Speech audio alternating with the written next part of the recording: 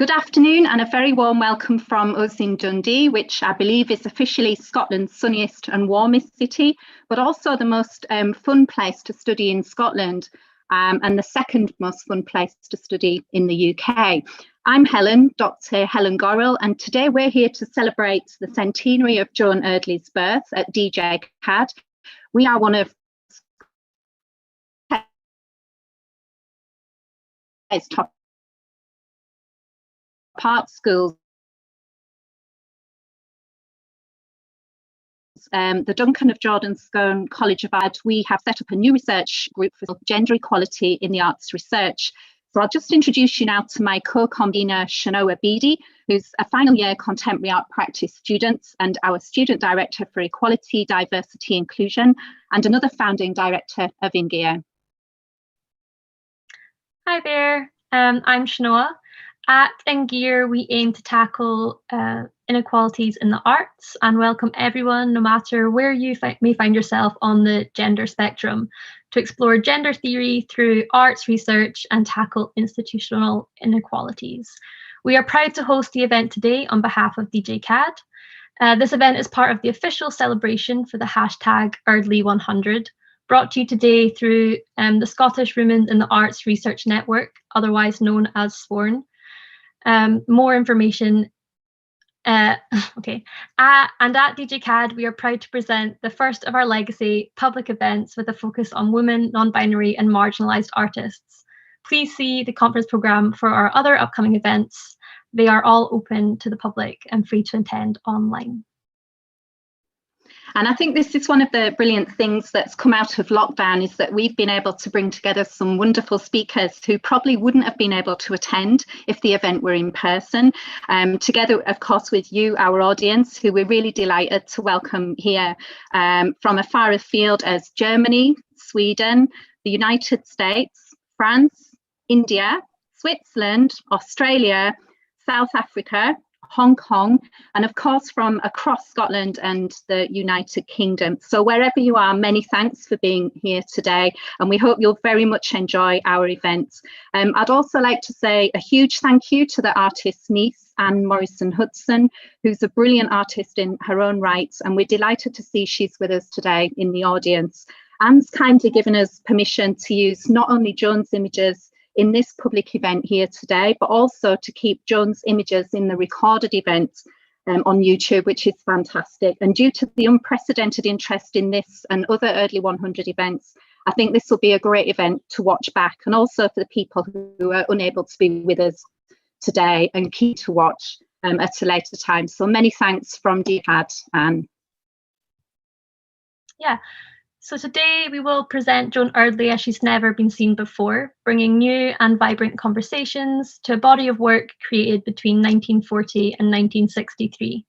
With a focus on the work created in Glasgow and at nearby Cataline, Eardley's evolving legacy has inspired a new generation of artists to create through film, installation, textiles, and paint. We are not necessarily looking backwards, but rather looking forwards, perhaps exploring future rather than past conversations about Eardley and her work. We have some fantastic keynote speakers here today, along with some very special guests. Thanks, Shanoa. But before we introduce the speakers and their topics, we'd like to hand you over to Janice Aiken, who's our Associate Dean for Public and Thanks very much, Helen and Shanoa.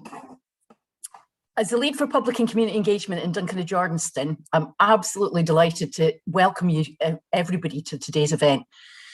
For those who don't know, Duncan of Jordanstone is an art school that's part of the University of Dundee, here on the east coast of Scotland. We provide a wide range of undergraduate and top postgraduate courses in art and design. And all our teaching is underpinned by a thriving research community that's engaged in some truly world-leading research projects. You can have a chance to see all the fantastic work created by our graduating students in our graduate showcase event, which is happening on Friday, 11th of June. And I encourage everybody to join us in this online celebration.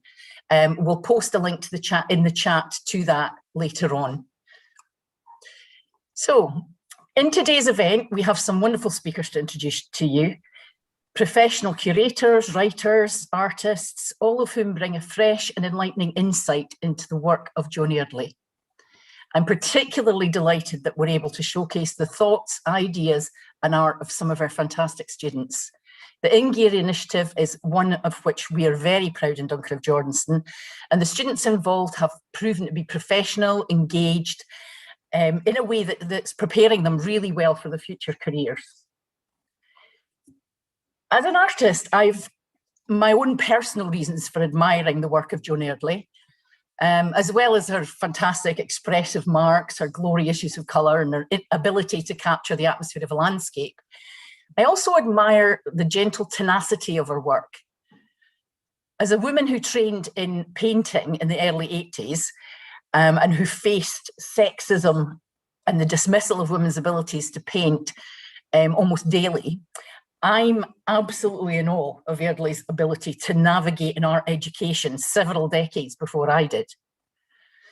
There's an interesting quote, and she was talking about James Cowie, her teacher at Hospitalfield, in a letter to her mother in 1947. She said, "I think I will have to be very strong to stand against Mr. Cowie, and I don't feel very strong just now.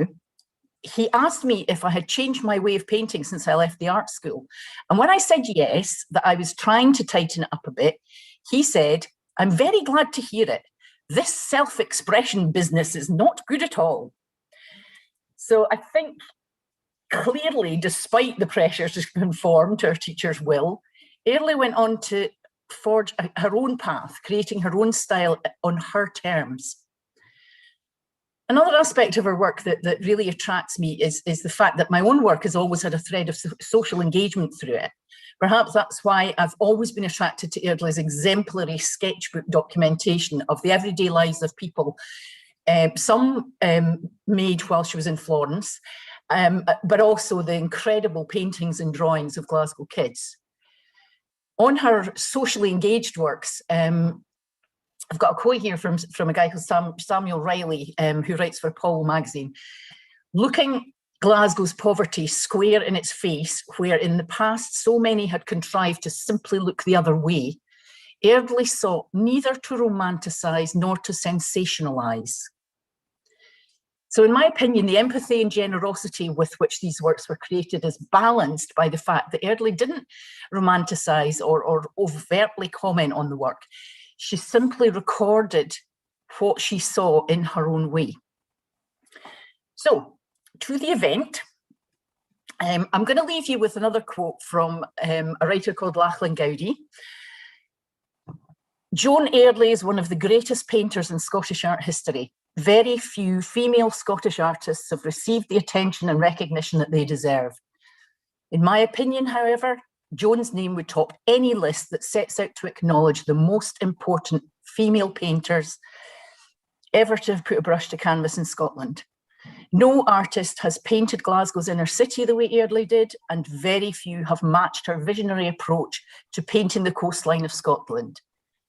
Eardley broke with tradition as a painter, she broke with convention as a person, and she never compromised her determination to be an honest witness of the world she saw around her." So from me, I hope you enjoy the afternoon as much as I know I will, and thank you all for being here. Thanks very much, Janice. And before we start, I'd like to quickly run through our programme for this afternoon. Firstly, let's introduce our keynote speakers. We're delighted to welcome two keynote speakers for the event today. We have Alice Strang, Senior Curator of Modern and Contemporary Art at the National Galleries of Scotland. Alice will present her paper From Highlands to Hampshire, The Collecting of Joan Eardley. And our second keynote speaker is Anna King, our very own DJ CAD alumni, an award-winning painter with an outstanding body of work. Anna will discuss her work in the context of residencies at Eardley's Cataline studio. We are also delighted to welcome four special guests to DJ CAD today. Eleanor Elisa Barracourt, London gallerist and founding member of the Association of Women Art Dealers. Helen Tukey, academic and award-winning poet, who has based a recent body of work on Joan Eardley's artwork. Judith Glover, ceramicist, who responds to Joan Eardley's Catalan seascapes, and Aisha Ahmed, who is currently writing a book on Joan Eardley's life. We have 2 DigiCAD staff members, Her and Gorel, discussing the low values of women's painting, and I'm very happy to hear from Alex Roberts, lecturer in drawing and currently speaking from Berlin on Eardley's painting. We also have a new PhD candidate and curator here to speak. Welcome to Kat Dunn, and a new in-gear director as well. And of course, last but not least, we've selected some of our best students, the top art students in Scotland, to discuss Eardley's work in the context of their own practices as new emerging artists in Scotland today. So we'll be hearing from Shanoa Beattie, Ruby Leeson, Kate Wilson, Tilda Williams-Kelly, and Lauren Marie Kennedy. Most of our students have just finished preparing for their degree shows, which promises to be a fantastic launch for our artists, writers, curators and academics of the future. So not only it's fantastic to see how Joan Eardley's legacy is really a trajectory into the future, as well as people looking back from an art historical perspective. The event will also be recorded for those who are unable to be with us this afternoon. And I wish also to give thanks to our producer, Eileen Daly, Lauren Marie Kennedy for managing the screen, and Zanita Zikova for coordinating between YouTube Live and Zoom. In terms of questions, please pop your questions in the chat. We've saved time at the very end of the conference for questions, and we will look at these in a couple of hours' time live. And at the end of each talk, we've also placed the speakers' contact details on the slides as well as having them in the conference programme, which you should have access to. But first of all, we'd like to welcome our first keynote speaker, Alice Strang, and Shanoa is going to introduce Alice for us now. Thanks, Helen. Alice is a senior curator of modern and contemporary arts at the National Gallery of Scotland. She was made a Saltire Society Outstanding Woman of Scotland for her leadership of the 2015 Modern Scottish Women Painters and Sculptors 1885 to 1965 project. More recently, she was responsible for Monsters Chetwynd's Prolific Potato of 2019, the first piece of performance art to be commissioned by the National Gallery of Scotland, and was a curatorial partner on the Paula Rigo Obedience and Defiance touring exhibition of 2019 to 2021. Alice's paper is From the Highlands to Hampshire, the collecting of Joan Eardley. Welcome, Alice. Hello, everybody, and thank you for having me. Amidst the discussions of how to celebrate the centenary of Joan Eardley's birth, I became interested in the way that her work has been acquired by UK public collections. I realised that an analysis of the lifetime and posthumous collecting of Eardley's work in the public realm could provide insight into the development of her career and reputation. At the same time, it would shed light on the methods and patterns of collecting contemporary and British art by the country's public museums, galleries, and beyond. Eardley was born in Sussex in 1921 and moved to Scotland in 1940. She trained at the Glasgow School of Art and at Hospital Field College of Art, Arbroath. She is renowned for her portrayal of the townhead district of Glasgow, in particular of its children, and of Cataline, a fishing village on the Scottish northeast coast, which she painted in all seasons and weathers and at all times of day and night. As Eardley's mother was Scottish, she trained in Scotland and lived here for her adult life. We claim the artist as Scottish. Eardley exhibited and sold her work regularly throughout her career in group and solo shows from Glasgow in 1946 to London in 1963. Purchases were made for the public realm from her first to her last solo exhibitions. The first such acquisition was of the watercolour Italian farmhouse purchased by the Glasgow School of Art from her first solo show, which they held in 1949. Eardley's first solo exhibition in London was held at St George's Gallery in 1955. Her last in the English capital and of her life was the critically and commercially successful show at Roland Browse and Del Banco in 1963. Shortly before it opened, Eardley was elected a full academician of the Royal Scottish Academy, or RSA, in Edinburgh. Shortly after it ended, she died of cancer, aged 42. Can we have the next slide, please? Thanks.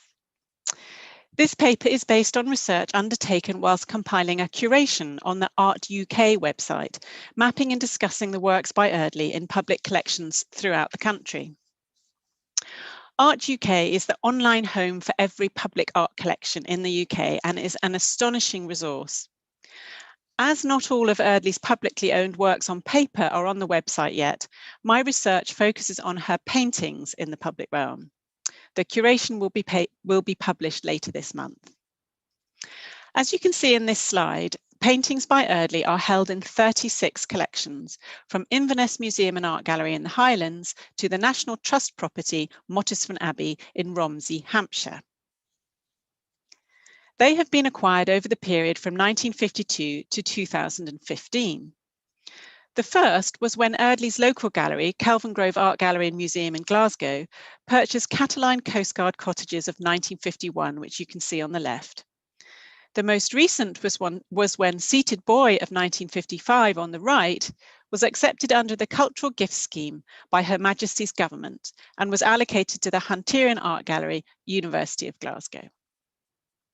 The largest representations of Eardley's work are held by the National Galleries of Scotland in Edinburgh, the Hunterian, and at Gracefield Art Centre in Dumfries. Her publicly owned work is hung from BBC Scotland's headquarters in Glasgow to Campbelltown Grammar School on the Kintyre Peninsula and in a tutor's room in an Oxford college. Sadly, Eardley's painting, simply called Cataline, of about 1958, was destroyed in the Mackintosh building fire at the Glasgow School of Art in 2014.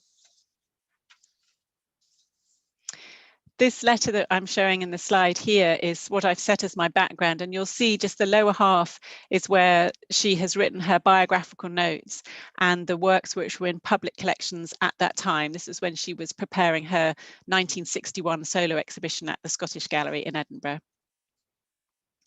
So let us look at the acquisitions of Eardley's work for public collections which were made during her lifetime. They mainly arose as a result of work being shown in exhibitions, whether mounted by publicly funded organisations, artist exhibiting societies, or by commercial entities. A few purchases were arranged directly with the artist. Thus, the aforementioned Cataline coastguard cottages was selected for inclusion in the 8 Young Contemporary British Painters exhibition, organised in 1952 by the Arts Council of Great Britain. This meant that Eardley had the support of the establishment from early in her career. Moreover, the painting was purchased from that exhibition by Kelvingrove, thereby increasing her public profile in her home city. Annual exhibitions staged by organisations such as the RSA also had an important role in the development of Eardley's reputation. She regularly sent work for inclusion in their annual exhibitions, as well as those of the Royal Glasgow Institute and the Society of Scottish Artists. Indeed, the Ministry of Works purchased her A Carter and His Horse from the RSA's annual exhibition of 1952, meaning that her work joined none other than the government's art collection, not bad for an artist aged just 31 years old. An enterprising group of students who ran an art collective in Trinity College, Oxford, bought Townhead Close from the St George Gallery exhibition of 1955. It became one of a growing number of works which the students swapped between their rooms each term, and it currently hangs in the room of a tutor. The first recorded acquisition of a painting by Eardley for an English public gallery was that of Winter Landscape by the South London Gallery in Southwark. It was purchased from the exhibition Contemporary Scottish Artists, held at the Art Exhibitions Bureau in the capital in 1955. Eardley's reputation was spreading south of the border. Acquisitions funds available to public collections are often bolstered thanks to the generosity of private patrons. Thus, Aberdeen Art Gallery was able to purchase Brother and Sister and Winter C4 with income from the MacDonald bequest in 1956 and 59, respectively. The bequest is named after the far-sighted local granite merchants, Alexander MacDonald, who in the 1880s endowed a bequest for the purchase of art no more than 25 years old. In 1959, the Scottish Modern Arts Association, or SMAA, presented Edinburgh City Council with Eardley's July Fields. The SMAA was established in 1906 in order to secure for the nation a representative collection of modern pictures, and presented the majority of its acquisitions to the Council in 1964. They are now the responsibility of Museums and Galleries Edinburgh. The SMAA's English equivalent, the Contemporary Art Society, was founded in 1910 to champion the collecting of contemporary art for UK public collections. In 1959, it purchased Eardley's The Sea, Winter 2, and presented it to the Alfred East Art Gallery in Kettering 3 years later. In the meantime, Coventry had become the first English gallery outside London to purchase a painting by Eardley, when Glasgow Boy with a Milk Bottle was acquired directly from the artist for the Herbert Art Gallery in 1959. By the beginning of the 1960s and Eardley's 40s, therefore, her work and thus reputation had a secure footing in public collections north and south of the border. The next 3 years saw an acceleration of that trend as further paintings were purchased by Kelvingrove, Aberdeen, Edinburgh Council directly from the artist, and by the government. Before the founding of the Scottish National Gallery of Modern Art, or SNGMA, in Edinburgh in 1960, the National Galleries of Scotland did not collect the work of living artists, nor until they had been dead for at least 10 years. Such was Eardley's standing that The Wave and Children and Chalked Wall 3 were amongst the SNGMA's first purchases, representing a significant advancement in the country's promotion and support of contemporary art. The RSA had collected Eardley's work as early as 1950 and their acquisition of her drawing Corrie Arran.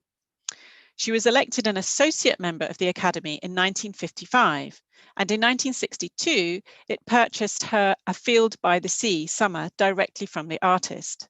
This was made possible thanks to the Thorburn Ross Memorial Fund, which was established in 1914 by Miss Jessie Smith Ross in memory of her artist father and brother, both of whom had been members of the Academy.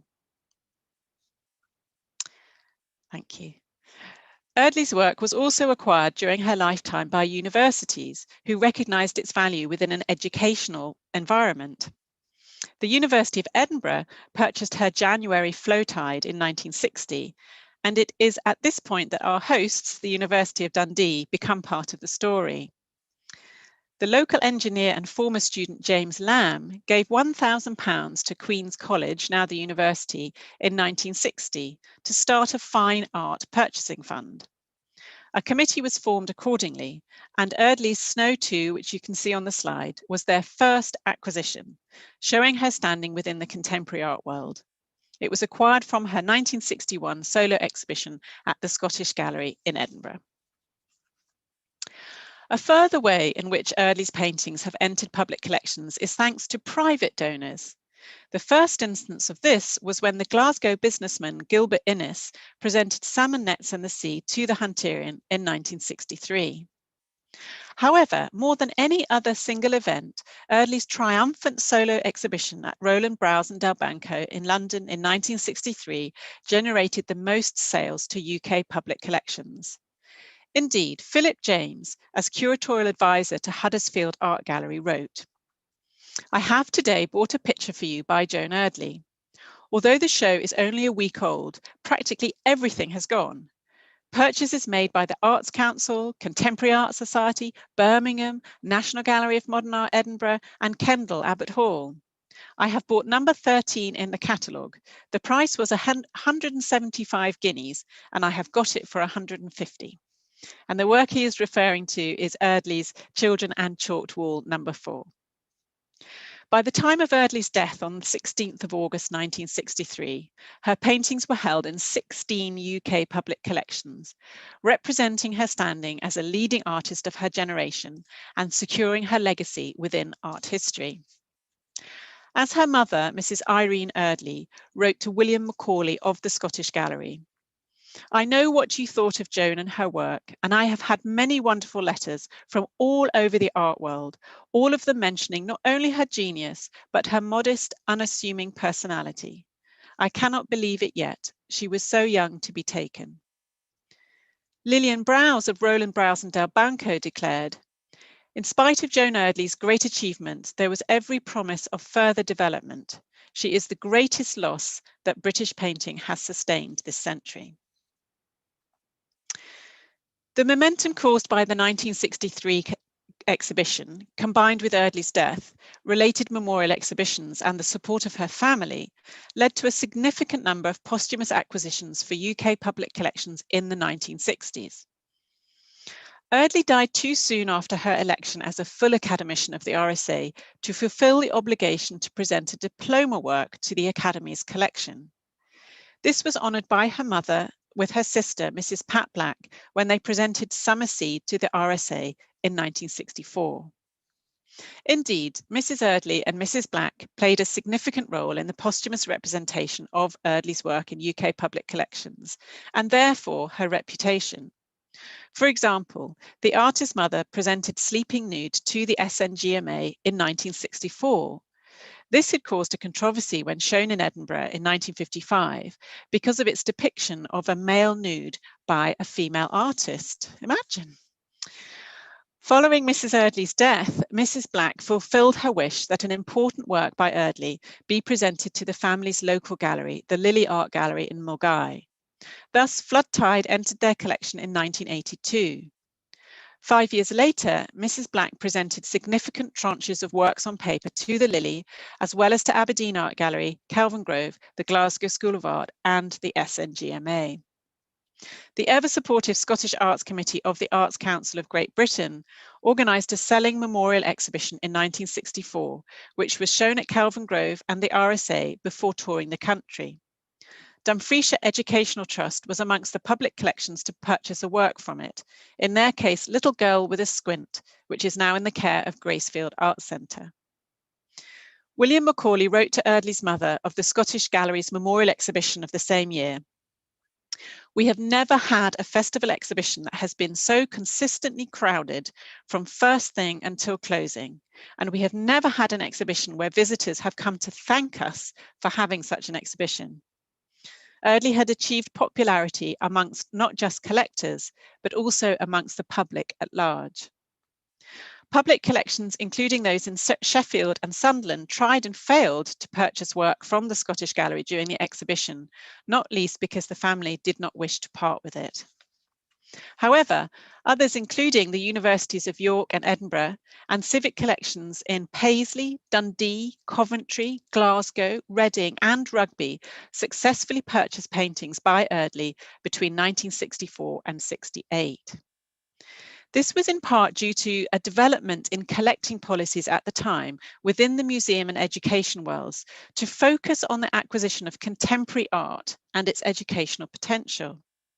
For example, York University acquired Eardley's Sea and Snow with the aid of the Granada Art Fund. This was established on the university's founding in 1963 by Sidney Bernstein, director of Granada Television, and his friend, the university's founding Vice-Chancellor, Eric James. The fund provided £500 a year to spend on contemporary art and was active until 1970. With similar educational aims, the author and activist Naomi Mitchison and art advisor Jim Tyre established the Argyll collection of contemporary art to be exhibited in schools and libraries across Argyll. As a result, this work, Little Girl with a Piece, was purchased in 1964 and is currently on display in Campbelltown Grammar School. Museums and galleries in Birmingham, Paisley and Reading were amongst the UK civic institutions which extended their collecting policies during the 1960s to include contemporary British art. As a result, they acquired their first paintings by Eardley in 1963, 64 and 67 respectively. Independent and publicly funded bodies continued to assist with public acquisitions. The Contemporary Art Society presented Eardley's The Sea No. 2 to Huddersfield Art Gallery in 1965. Reading's aforementioned purchase was made possible with the assistance of the Victoria and Albert Museum Purchase Grant Fund in 1967. Kirkcaldy and Perth were able to acquire paintings in 1973 and 1982, thanks to help from the devolved Local Museums Purchase Fund, now known as the National Fund for Acquisitions. The establishment of Friends associations, funded by membership fees to support the activities of public galleries, made itself felt in 1986, when the Friends of the Tate Gallery presented Eardley's magnificent salmon net posts to the British National Collection, thereby proving that Eardley is an artist of British as well as Scottish significance. The evolution of collections formed whilst Eardley was alive resulted in the dissemination of the Scottish Arts Council's holdings in 1997. Inverness, Stirling University and the City Art Centre in Edinburgh were thereby recipients of paintings by her. The beginning of Eardley's lifetime private buyers bequeathing or presenting her work to galleries after her death ushered in another phase in the history of the public collecting of her work. The National Art Collection Fund, now known as the Art Fund, was founded in 1903 to help museums and galleries buy works of art. It arranged the bequest of Eardley's Corn Feverfew 3 by the collectors Mr. and Mrs. G.D. Robinson to the McManus Museum and Art Gallery in Dundee in 1964. Other examples included the bequest of Eardley's Salmonettes on the Shore to the University of Aberdeen by the poet and writer Eric Linklater in 1974. Sweet Shop Rotten Row, which you can see here, was purchased by Scotland's first national poet, Edwin Morgan, in 1961. And it inspired his poem To Joan Eardley, which was published in 1968. It was one of 3 of her paintings which he gave to the Hunterian in 2004. The artist Derek Hill presented 2 paintings by Eardley to the National Trust in 1960 for display at Mottisfont Abbey. They were given in memory of Eardley, whom he greatly admired, and also of his friend, the property's former owner and art patron Maud Russell. 3 years later, 2 paintings by Eardley were amongst 33 works given by the Kirkcaldy businessman J. Douglas Hutchison to the National Trust for Scotland, and they're displayed at Culzean Castle in Mabel, Ayrshire.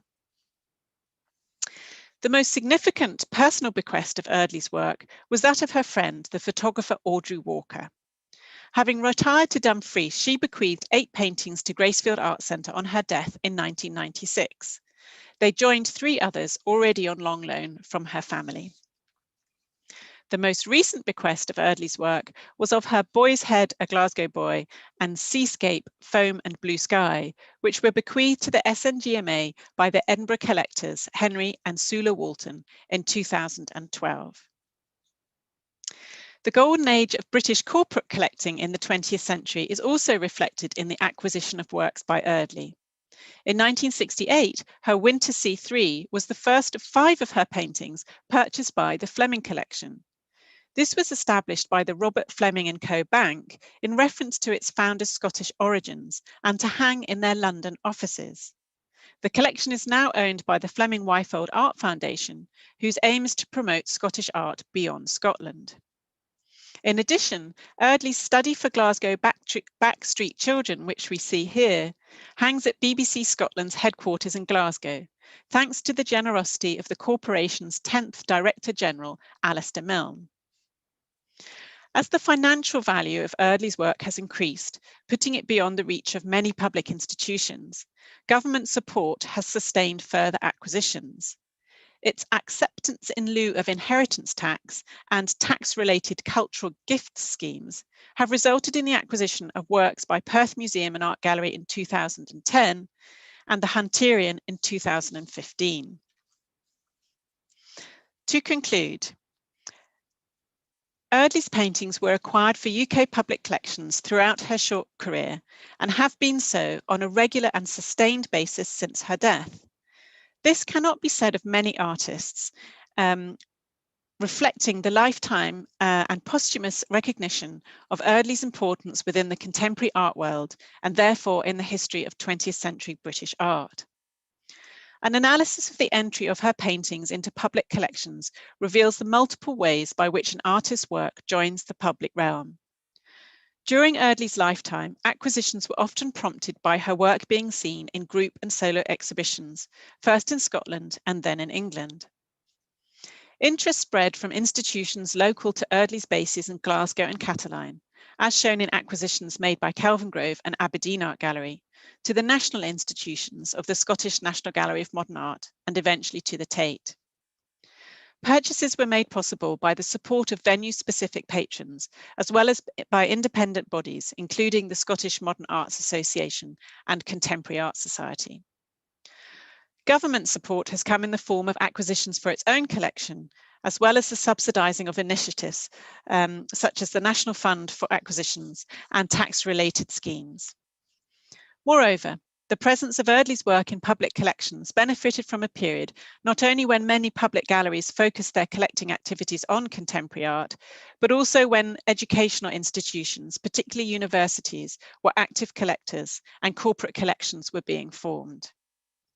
Many of Eardley's paintings are in the public realm thanks to the generosity of her family and of private collectors, sometimes after their deaths, according to the customary ebb and flow of collection formation and dispersal.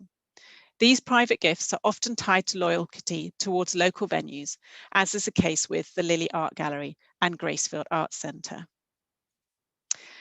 Just as her death prompted a wave of public collection acquisitions, the centenary of her birth means that Eardley and her work are currently the focus of a huge amount of attention. You can find details of the various centenary celebrations on the joaneardley.com and SWAN, or Scottish Women and the Arts Research Network websites. It would be wonderful if these celebrations were to lead to further public acquisitions of her work. Thank you.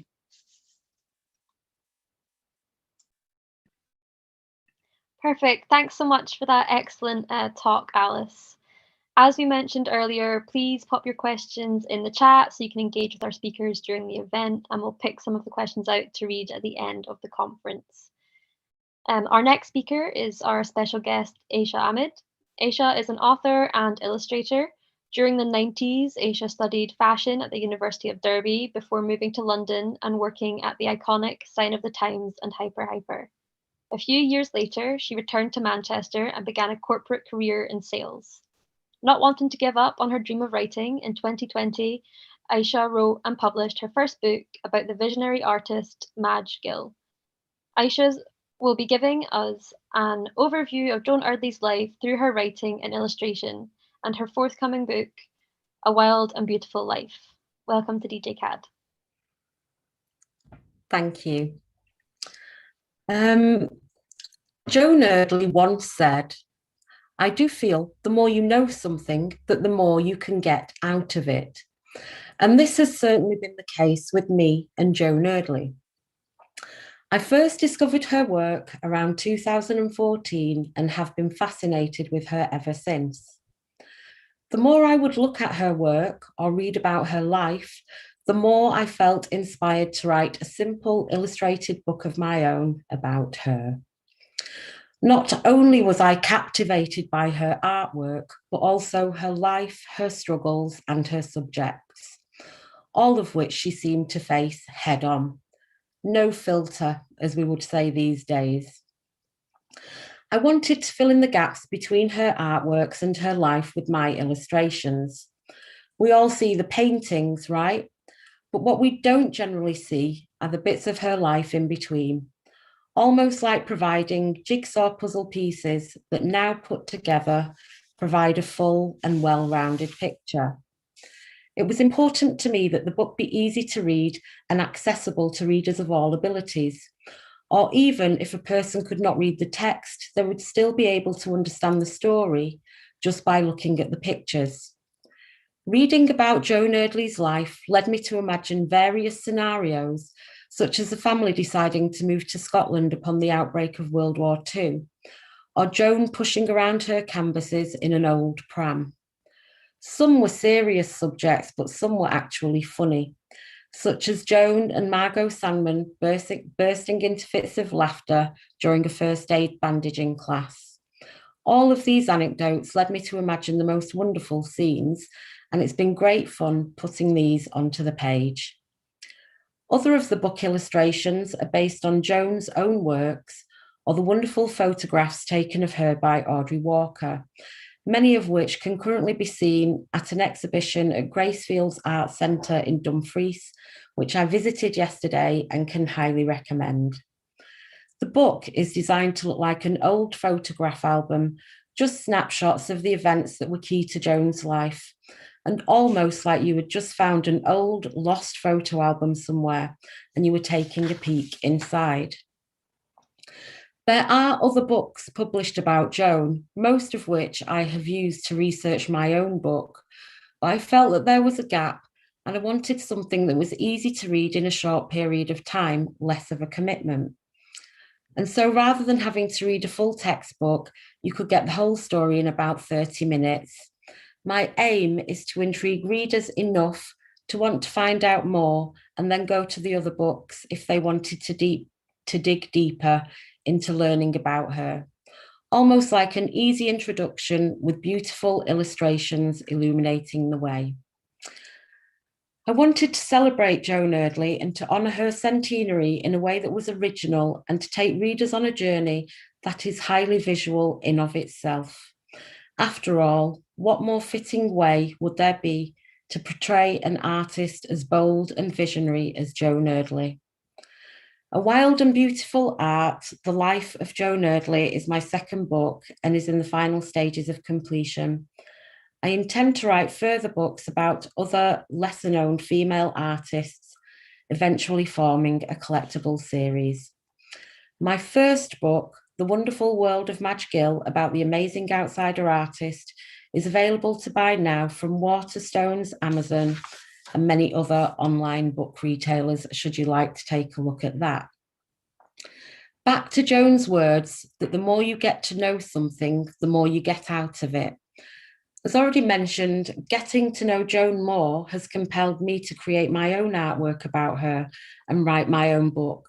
But one of the other things that has transpired is that it has led to me being invited to this wonderful event today and being given the opportunity to speak to you all. Thank you.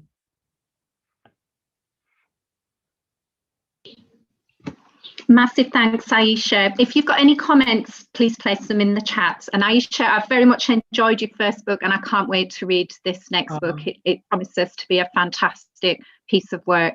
Thank you very much indeed. Our next speaker is Shanoa Beattie. Shanoa is a final year Duncan of Jordanstone Art College student studying contemporary art practice. Shanoa's work researches the important topics of cultural identity, belonging and socio-political relationships, which led to her being nominated for the role of Student Director for Equality, Diversity and Inclusion and a Director of Ingear at DJ CAD. Drawing inspiration from land and documentation, Shanoa works predominantly in film and photography to explore personal experiences of mixed race, heritage and multicultural recognition. Shanoa's paper is titled Eardley, Identity and Our Ties to Scotland. Thanks, Helen. So through Eardley's work, I aim to explore how identity and culture can be rooted in land. I believe a strong sense of our identities relate to the physical land around us. With my own Scottish nationality scrutinised based on my appearance, throughout my life I have drawn heavily from Scottish landscapes to connect and celebrate my heritage and roots to my ancestors. This painting, Cataline Bay, was my first introduction to Joan Eardley back in 2016 at her A Sense of Place exhibition. I resonated with her large oil paintings of Aberdeenshire fields and seascapes, connecting to the atmosphere she creates with her choppy brushstrokes and deep earthy tones. This authentic representation of Scotland captured me. Through this talk, I will be responding to her title, A Sense of Place, and how I feel this captures the connections between land identity and representation beautifully. Next slide, thanks. The concept of place is physical as well as psychological. Looking at place identity, originally defined by Prushansky in 1978, it's said to be those dimensions of self that defend the individual's personal identity in relation to the physical environments around them. This concept of place attachment arises as the result of meaning associated with these created places, forming a rootedness to place due to lived experiences and family lineage. Following Eardley's A Sense of Place, we see an attachment to both land and rooted in heritage and developed through migration and cultivation of meaning. an attachment to place that is embedded in reflecting her responses towards the environment she surrounded herself in. The raw authenticity of her work shows her passion in capturing Scotland for what it is. This work emulates this sense of place, this attachment we have, not only to the land we are on, but what holds us rooted emotionally in essence and identity. While I work predominantly in film and photography, I still draw a lot of inspiration from the way Eardley works, capturing authentic moments in time, working fluidly with surrounding environments and atmosphere. Next slide. Thank you. Looking at land as a connection to identity, this opens the discussion of visibility and representation. When reviewing Eardley's work, we're also looking at a representation of Scotland and our national identities. The representation of national types can be perceived through a lens of portrayal. Across historic periods, the regime of seeing is established through sketches, paintings, and photography. The most common theme in Highland imagery is landscape, a landscape devoid of people, which is telling considering Scotland's history of clearances. With the vast majority of Scottish landscapes conforming to this certain type, it is important to remember that this view of the Highlands is a 19th century one, imposed by lowlanders such as Landseer, Percy, and Sir Walter Scott, which we can see some of their paintings on the side. Looking beyond this pretense of a fantasy Scotland to the complex social realities of the real Highlands, it questions if a more accurate image of Scotland Highlands has emerged since the passing of the Crofters Act in 1886, which leads me to Eardley and her work. In comparison to these romantic, anglicised representations of Scotland, such as Landseer's Monarch of the Glen, Rough Sea captures the raging seas and the natural honesty of Scottish weather beautifully.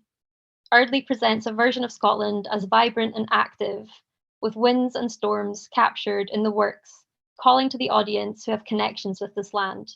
We feel the presence of our home and the authentic beauty Eardley portrays. Next slide. Place identity looks at how these meanings contribute to individuals' sense of self, relating to the history and the politics of representation. In other words, events and place can group gender, class, and ethnicity. In this way, it explores how spaces have evolved over time by the development of place. It could be said that the place identity has become an area for social change because it gives marginalized communities agency. Looking at art and how it captures a place or a person is viewing a control between the lens and the subject. Eardley drew with fearless honesty, making her pictures raw and compelling. Her portraits captured the true essence of a person or a place, not a romantic, altered interpretation. Looking at her work in relation to representations, identity, and land, we can see how, through portrayal and expression, human connection to place can communicate national identity and a sense of belonging. And then my final slide, thanks. To summarize, Eardley's exhibition, A Sense of Place, really emulates an entire sense of being and belonging. From children playing in Glasgow to the rough, crashing waves in Cataline, I feel a true impression of Scotland and how it feels to identify with this land and place. My degree show work is called Duchess. It's a body of work with film and photography. The name is a Gaelic word meaning the identity of unity between land, people, and nature, broaching the important topics of belonging and socio-political relationships. I'm crossing parallels between my multicultural Scottish and Native American background, latching on to this feeling of belonging and attachment to home and land. Through this idea of sense of place, I hope to capture an authentic portrayal of my home, of people, and of land, much like I'm influenced from Eardley's work. Thank you. So these are my details if you want to reach out. Please let me know if you have any questions or comments in the chat. Our next speaker will be Ruby Leeson. Ruby is a non-binary ceramicist from Aberdeen in their final year at DJCAD. Growing up in the Northeast has greatly impacted their artistic practice and guided their interest in exploring the Scottish landscape in reference to culture, heritage, and history. Titled Eardley, Sculpture and Local Landscape. Thanks, Shanoa. Hi, everyone. I'm going to be discussing the influence that Joan Eardley's landscape paintings have had on my own sculptural practice. The first time I saw Joan Eardley's work in person, I was around 15 and I'd gone to Edinburgh with my mum and my little brother. Her Sense of Place exhibition was on at one of the modern galleries, and I remember seeing her Caterline paintings and thinking that's exactly how I feel. She has a way of depicting the landscape that really resonates with a lot of people. Next slide, please. Thank you. In The Wave, she captured the fierce energy and unpredictability of nature, while also paying homage to the raw beauty of the sea. She was able to draw attention to the duality of the northeast coast and of Scottish landscape in general. Under the splendour, there is danger. The unique feeling of the sublime, magnificence beyond measurement, is often used in reference to the Scottish landscape. And I think that Eardley has captured this sublimity in many of her paintings. In my dissertation, I explored the idea of the sublime in relation to landscape.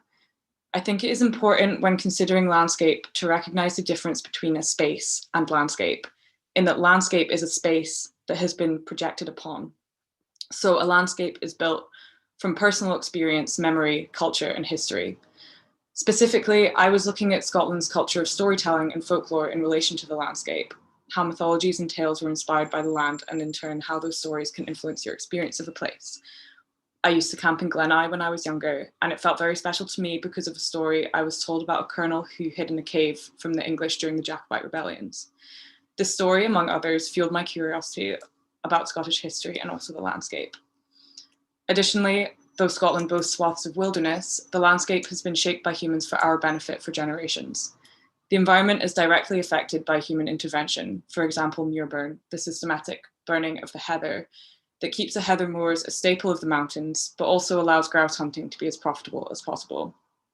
Next slide, please. Thank you. An image of a place is a direct projection. It shows the place through the eye of the creator, and it's no longer subjective. Someone has chosen that place to highlight it specifically and exalt it. Eardley's choice to depict the scenes that she did show that how they were significant to her and her experience of Caterline. These features of experience, history, and culture build the feeling of the sublime across the Scottish landscape, which is why it is important for these aspects to come through when making art in relation to landscape, and why Joan Eardley's works are so effective. Eardley's Caterline paintings are her experience of the village, but they are so valuable because she has managed to make her experience universally relatable, or at least locally relatable. Anyone familiar with the landscape of the Northeast will be able to project their own experiences onto her paintings. In Snow, the wide grey winter sky and snowy fields flecked with yellow is a scene that feels extremely familiar to me. I grew up in the countryside outside of Aberdeen, and while it was much further from the coast than Caterline, this stretch of white fields dotted with silhouetted trees is immediately recognizable. Next slide, please. At the time of my visit to her exhibition in Edinburgh, I was doing paintings at school and drew huge inspiration from her abstract interpretations, broad, energetic brushstrokes and stormy, earthy colors. Even though I don't paint much anymore, I feel like those techniques come through in my work in other ways. I spent the majority of my fourth year mixing and testing my own glazes for ceramics, and looking at the way I've applied them and the colors I created, I can see similarities to my old paintings. However, even more important to me now is that reflection of an experience in a piece of work. The biggest similarities between my old paintings and my current sculptural work is that they are expressing my personal experience of landscape. Next slide, please. My degree show work is based around these ideas of landscape as an experience.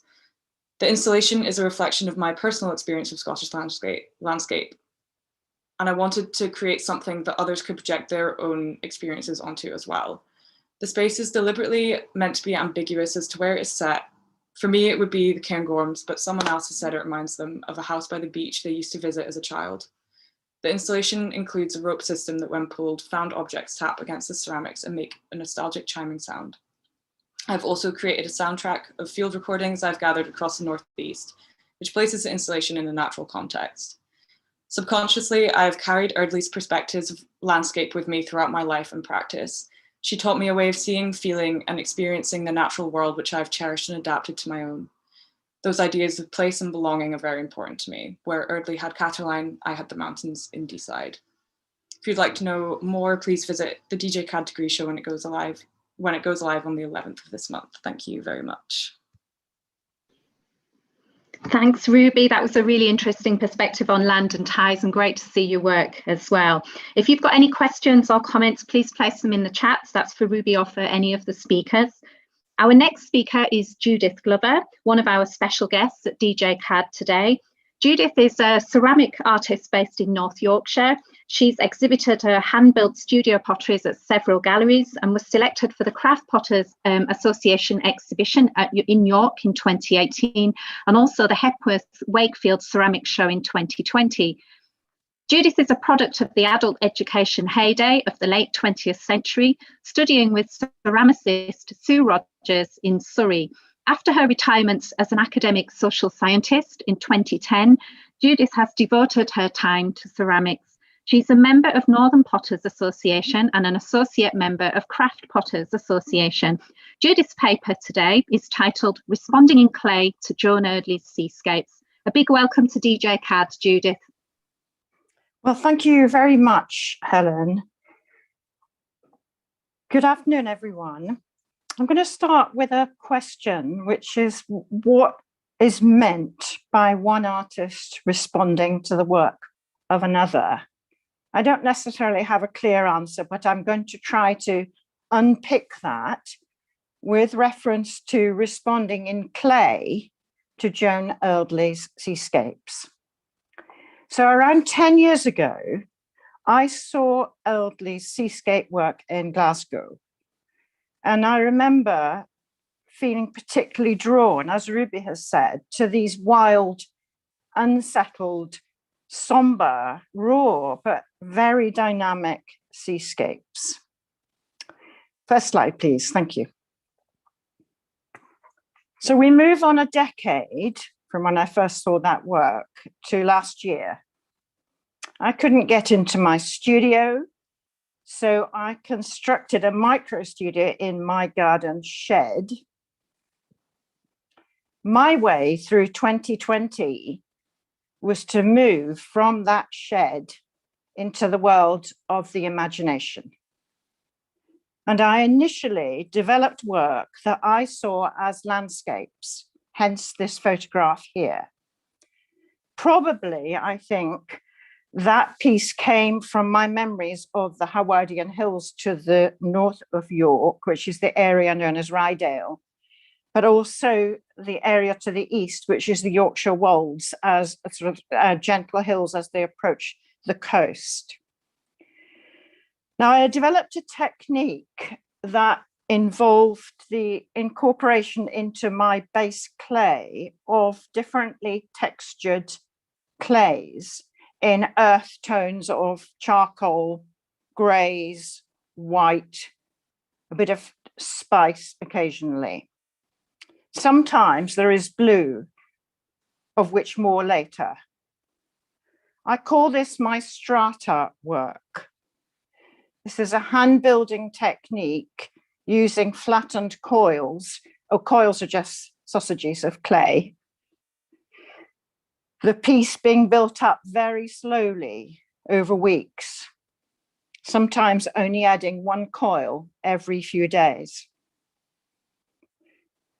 As 2020 wore on, I realized my work was becoming darker, more intense, and the pastoral, calm feel that I think I see in this landscape, in this imaginary landscape, was disappearing. Next slide, please.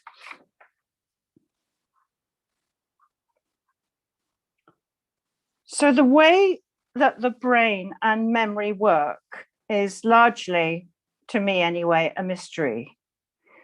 But I once heard about the theory of back burner and front burner. Now, back burner involves thoughts, memories, experiences possibly just sitting there unconnected for decades or perhaps forever, accumulated through childhood, added to throughout life. The concept, if you like, of a reservoir. Now, I think that until this past year, Eardley seascapes were in the back burner area of my brain. They were not consciously there. Perhaps they were just waiting to move forward into my imagination. Now, the trigger, I think, from back burner to front burner occurred in mid-2020, when I interviewed for the Friends of York Art Gallery, a Scottish artist now living in York, Leslie Birch. Birch, who also paints seascapes, mentioned Eardley as an influence. And this prompted me to revisit her work, and particularly the seascapes. I felt once again strongly drawn to them. In particular, the Hunterian's Breaking Wave, 1960, spoke to me. Seascape 1, I think it is Eardley's curving of the waves that I have responded to particularly. When I work, I think of the sea almost always as a concave line, except when I'm finishing a piece, and then the line is both concave and convex, waves moving upwards and downwards, if you like, in an asymmetrical aperture. You can't see it as asymmetrical here, but it is. The slide in a moment will show that. Now, another aspect of Eardley's work that I have started to respond to, but which I can't claim to have noticed until this year, is her use of blue. It's sometimes very obvious, as in the RSA's Summer Sea, 1962, and sometimes much less so, just a flash, as in the Lily Art Gallery's Flood Tide, also 1962. Blue became for me a symbol of hope in 2020. In my seascapes, it is sometimes hardly visible, as in Seascape 2, which was the previous image. I think you'd be hard pressed to find any blue. You might find a kind of blue-gray, but that's about it. But at other times, it's quite prominent. And in this piece, Seascape 1, blue, possibly sea, possibly sky, is clearly visible in the top left of the piece. It has a bright tone, but it is jagged and unsettled, I guess, in line with my frame of mind when I was making the piece. In my latest piece, Seascape 4, early 2021, still at the greenware stage, which is the most fragile stage because it's not yet been fired. I'm using a different base clay, a somber gray. If there are any ceramicists here who want to know what that is, just email me and I'll tell you, but it's probably not of interest to everyone. It's a highly textured gray, and I'm using the same strata method of building up inserts of other clays into the base clay. Now it's possible, although nothing is probable in ceramics, but anyway, it's possible that once fired, currently hidden tones, less somber, more hopeful, will emerge, because I know there is a blue in there, and I trust that it will emerge from the rigors of the kiln. This is my last slide. I wanted to show alternative views of Seascape 4, and particularly the importance for me of the interior, which you see on the right. Because the strata are part of the structure, in other words, they're not just marks on the surface, the interior shows the behind the scenes, the reverse of what is on view, the private as opposed to the public. I haven't theorized why this seems important, and indeed whether this might link to Eardley's approach. I just know at the moment that it seems important to me to also focus on the interior, that the interior is as important as the exterior. So in conclusion, the process of how and when one medium or one artist influences another is tough, I think, to pin down. It is not as if I am working with a print of Breaking Wave or another seascape at my side. Absolutely not. It is rather that I have an image in my head of a curving line or a feeling that has been provoked in me by Eardley's work. And that line and that feeling have somehow lodged themselves in my imagination. Thank you. Thank you, Judith. That was some really lovely ceramics and a great presentation. Again, if there's any questions, just drop them in the chat and we'll get to them at the end. Our next speaker is Helen Tukey, one of our special guests at DJ CAD today. Helen is a poet and a writer based in Liverpool, where she teaches creative writing at Liverpool John Moores University. She has published 2 poetry collections with Carcanet Press, Missile Child 2014 and City of Departures 2019, and is currently working on a 3rd. She is now working on a creative non-fiction book about her engagement with the work of Lowry and Elizabeth Bishop, and through them with place and landscape. Helen's paper is called From Painting to Poem. Thank you so much. Thanks so much, Chenoa. It's absolutely brilliant to be here and I'm just enjoying this event so much. So thank you again for inviting me. Yeah, if we could have the first slide, please. Brilliant, thank you. So as I said, I've published 2 collections of poetry so far. Here they are. And I'm working on a 3rd one, which is where my interest in Joan Eardley's work is coming in. My writing does focus a lot on place and landscape, and as other people have been saying, our kind of emotional and psychological responses to place and landscape, what's happening in those encounters. I've also often written in response to visual art, and you can see on the right here, the cover of City of Departures is a painting by the English painter Algernon Newton. And I would say that when I'm responding to an artist, it's always for me about finding what's chiming in the work of that particular artist with what it is that I'm trying to explore in my poems at that point.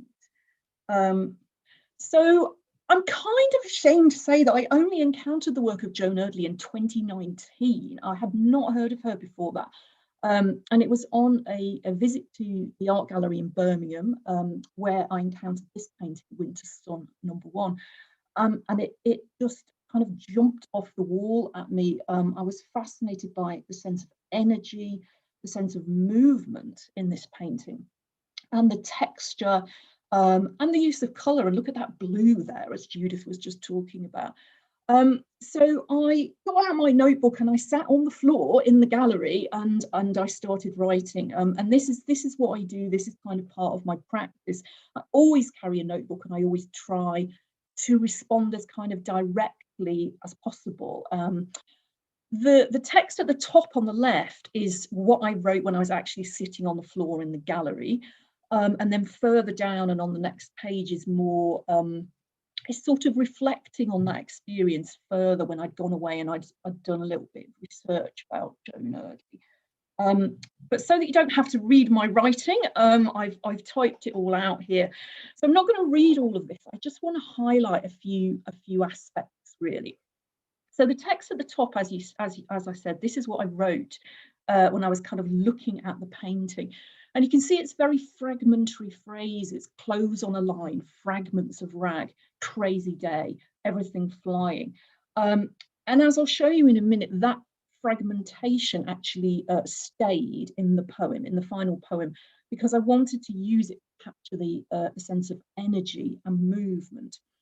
And I was also really interested in using the texture of words. I was trying to find words that felt like they had a texture to them, that could capture or echo in some way the texture that I was so struck by in Eardley's writing. Down at the bottom here is, like I said, it's kind of more reflective, and it's where I was trying to dig in a little bit further to why did this seem important to me? What was it that had grabbed me? So I'm just going to kind of pull out a couple of points there. This text here, not minding the rain, learning to take in information through hands, feet, skin, temporary surface discomforts, not important. That was responding to kind of what I then read about Eardley, you know, standing on the shore in all weathers, that sense of kind of really intense encounter with the place. And the very last sentence here at the bottom, a lone woman's vision and look, paying attention. That to me felt really, really important in Eardley's work, this sense of paying deep attention to what was kind of there and how she saw it. As other people have already said, you know, it's about our perception of a place and a landscape. So those are some of the things I kind of wrote and thought about. We then have to think about questions of sort of why and how, which is what Judith was just talking about. Why, if you're a writer, why are you responding to a painting in the different medium of language? And also, how are you doing that? You know, what's involved in that process? I've got a quotation here from the poet Rebecca Goss, who's written poems in response to paintings by Alison Watt.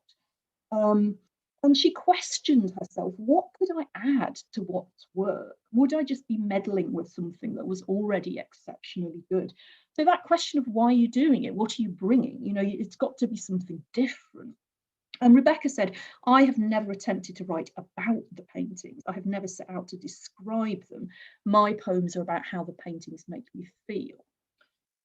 So similarly for me, I feel like it's important to think about what is it about a particular artist or artwork that has compelled my attention, and what aspects of that painting or that style am I trying to, as it were, translate into a different medium, and how am I going to do that? And I suppose the underlying question, what is it that this is opening up for me in my writing? Is it part of something that I'm exploring, a bigger exploration? In City of Departures, my responses to Algernon Newton and also Wilhelm Hammershøi were kind of really, really important parts of that. And in many ways, I was responding to things like the stillness and the eeriness of Newton, which is totally different from, you know, Joan Eardley's work. So my next slide is sort of trying to set out some of the things that I think about in terms of responding to paintings as a writer. So some of the things I might be looking at in terms of the paintings would be the use of colours, the brushwork or the style. So definitely, again, if you contrast the kind of precision and stillness of Newton with the energy and the kind of gesture of Eardley, the mood, the tone, the atmosphere of the painting, maybe the composition or the subject matter, definitely that sense of energy or perhaps stillness, movement or stillness, perhaps something about the point of view, the way we're seeing what we're seeing, and the kind of wider knowledge about the artist. So with Eardley, that was my knowledge of how she spent that time in Cataline, kind of standing on that shoreline in all weathers. So what about the elements of a poem by which we might kind of, as it were, translate these? These are some of the things I think you have to think about, or I think I have to think about. The actual language itself, obviously poems are made of words, so not just the meanings of the words, but the texture. The texture of the language, I think, is so important in poetry. Again, the point of view or the narrative perspective, kind of who seems to be speaking in this poem, who is showing us what we're seeing. The tone or the register. So do you want something to sound very formal? That can work. It worked really well in response to Algernon Newton. Or do you want it to sound quite colloquial? Do you want a sense of calmness in the poem? Do you want a sense of sort of maybe hecticness or movement?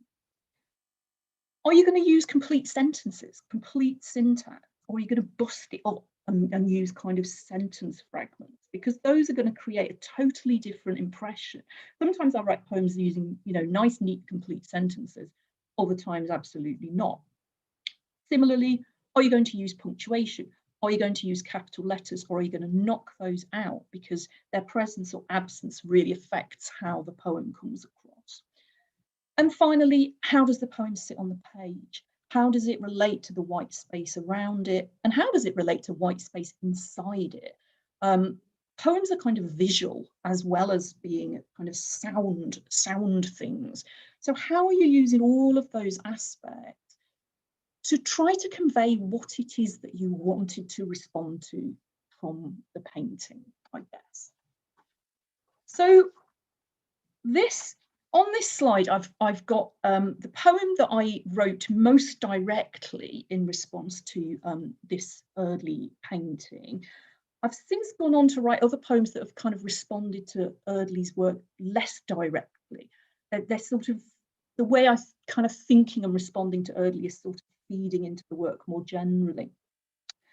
And I'm going to read the poem in a second to finish off with, but here on the right, I've just pulled out some of the things again, some of the techniques, if you like, I've tried to use here to engage with my response to Eardley. So yeah, the poem keeps the kind of fragmentary language that was there in the notebook. I knocked out all the capitals, I knocked out all the punctuation. I wanted to use spacing and movement on the page. I really wanted to focus on the texture of words in this poem. So I really did spend a lot of time kind of trying to get that texture going. And there's a lot of sound patterning in here, which hopefully you'll hear when I read it. I use direct address in the poem. So there's a you, it's addressed to a you. And that is in a sense Eardley, but it also kind of brings in the reader, as if I'm speaking to them. And yeah, the title, I called the poem Cataline because it just seemed so fundamental to Joan Eardley's kind of response to the world. And I wanted to suggest that sense of place as encounter. Also because it's got a wonderful sound in itself, Cataline. And finally, yeah, the poem fits with what I'm trying to explore on a bigger scale in the book that I'm writing at the minute, which really is about encounters with places and the ways that our sense of self is not fixed, but it's always in process. So there's sort of us, it's not a fixed self encountering the landscape, but it's two things that are kind of in process. So I'll just finish by reading this poem. Cataline. White rag of shirt on a clothesline, cottages sliding away downhill, shell of a house, sailcloth walls, ramshackle, doesn't matter. What you needed was weather, snowlight, smear of sun. In summer, the grasses streak and scatter, but most of all, water, its ways of breaking, ice wall, light fracture. You for hours, standing alone at the tide line, the point of shatter. Thank you so much. And yeah, that's my email address there. So thank you so much, Helen and Shanoa. Thank you, Helen. That was absolutely fascinating. It really inspired me to look at poetry, which is something I've never really considered before. So thank you so much. That's the result. And if you'd like to leave any questions for Helen, please put them in the chat. And we've also got our conference program up online as well. So you'll be able to get all the speakers' details from the conference program, which should be in the chat, but it's also on our Eventbrite page. And our final speaker before the break is Kate Wilson. Kate is a fourth-year art and philosophy student who combines traditional cottage crafting techniques with elements of technology to explore the notion of place-specific heritage as represented through language and making. Kate draws much of her inspiration from her birthplace of Aberdeenshire and the Doric dialects of the area. Kate's paper is titled Eardley, Aberdeenshire and the Doric Dialects, Language and Our Ties to Place. Thank you, Helen. What has always personally drawn me to Joan Eardley's work, similarly to many of my fellow speakers, is her ability to truly capture a tangible sense of place. And it is particularly Eardley's work depicting Catterline that have the most significance to me. Catterline is situated along the northeast coast of Aberdeenshire, the county that I myself am from, and the exact place that influences and facilitates most of the art that I create. Next slide, please. I grew up in a tiny village called Saucon, right in the centre of Aberdeenshire. Most of my family are from the northeast, and it is because of my love for my rural home that, similarly to Eardley, I wish to celebrate it through my artistic practice. The work that I create is all about capturing the essence of the people and traditions of where I'm from, and effectively does so through a collaborative exploration of language, more specifically through Aberdeenshire's regional dialect of Doric. Doric has been described as Scotland's little-known fourth language, and though used widely across the northeast, is never really spoken of outside of Aberdeenshire. Doric is what most of my family would speak to each other in. It's what many of our pantos, prose, and poems are written in. And even though the dialect differs from place to place, from inland to coast, it is a language that Eardley herself would have undoubtedly encountered during her time in Catterline. You can bet that while she was painting down by the harbour on a winter's morning, she would have been asked by a local, "What are you doing pinting down here a by yourself, Quine? Do you nae feel the cow?" Now, I could translate that for you, but in honour of Eardley being an incomer, I think I'll leave you to be as confused as she would have been. Though still regularly used today, there is a fear with Doric, as there is with most dialects, that as our society evolves and becomes increasingly multicultural, these regional languages will soon die out. Indeed, over the past century, as the oil industry brought more people and wealth up to Aberdeen, it became increasingly necessary for the people of the Northeast to speak in the widely understood language of English. However, this does not mean that Doric has been abandoned. Quite the contrary. Doric is now being more consciously celebrated than ever before. And it is right amongst this multilingual landscape of Aberdeenshire that my current practice is situated. For my degree show, I've been conducting a sort of Doric heritage project, which I've called Wiving Wise. Wiving meaning to knit or weave, and wise meaning ways. One of the very first things I did as part of Wiving Wise was interview Doric-speaking weaver Frida Strachan. What I'm away to play for you is just a short snippet of the full recording, but Frida's words in this particular clip encapsulate the entire ethos of my project. Her phonetically typed emails, her Doric adopting boyfriend, and her self-taught knitting skills all show a future for Aberdeenshire's language and traditions amongst their modern day Scotland. They might just have to adapt a bit along the way. My granny was a knitter, or as we'd say in Inveralchi, she was a wiver. She didn't teach me to knit.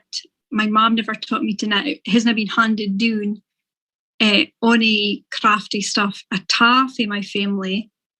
But the Doric thing has just been constant. I text in Doric. Even I started a new job this week, and I was typing in the Microsoft Teams in Doric, and then I was like, "Oh, Guida, no, you can't do that." So it's just like I didn't think about it. I bide with my sister, and she speaks Doric. My boyfriend's an American. He lives in LA, and I speak so much Doric. I'll respond in Doric now. He texts like, "Oh, you can what I mean. You can fit." Like, it's weird. But I've just never changed it because in my head I'm speaking normal, I suppose. My granny. After interviewing Frida, I continued to collect as many voices from the Northeast as I possibly could. I collected people's literal recorded voices and also what I refer to as material voices, handcrafted sections of knitting, crochet, and weaving, all originating from Aberdeenshire. However, though a huge part of my project, the voices I collected did not have to be exclusively Doric speaking. In fact, the beauty of my project could be found in the wide range of voices that I ended up gathering. Many spoke Doric, many didn't. Many were born and bred in Aberdeenshire, and many were from much further afield. Eardley herself is often referred to as an honorary Scot, and I know for a fact, after conducting this project, that there are certainly a few more of these talented Scots living up in Aberdeenshire, weaving their ways with the Doric heritage that has resided there for centuries. To finish, I'm just going to read you a short section of the poem Fa We Are, written by Doric poet and writer Joe Gilbert, whose voice I also had the pleasure of recording as part of my project. This poem is a love letter to her Northeast home, and her words share a sentiment that I believe Eardley would have also shared. She writes, "We are tuchters and toonsers, farmers and fishers, bobbies and roughy-toughy North Sea tigers. We are poets, duncers, musicians, filmmakers, teachers, and a' manner of things, but we are mair than fit we dee. We are our fathers and mithers and family and friends. We are the city and shire, and a thing we admire in others. We're assets and defects, doing our best. We are a' just trying to scrape by, to suss out our place. We are a melting pot of folk fae awa. We are a' Airchie's bairns, so welcome, mon in. Find yourself a shell that fits and mak it your ain. We are the Northeast, and this is our hame, your hame. We are hame." Thank you. Thanks so much, Kate. What a wonderful accent and a fantastic dialect. Before I met you, I hadn't actually heard of the Doric dialect, and I think that there'll be quite a lot of people in the audience who've also learned something from this, and that was a wonderful talk. Thank you very much. We're now going to take a short break to give everyone a chance, a comfort break, time to put the kettle on, make yourselves a cup of tea or coffee, and we will see you back here in 10 minutes for our next speaker, who's the keynote speaker, the artist Anna King. Thank you very much. We'll see you soon.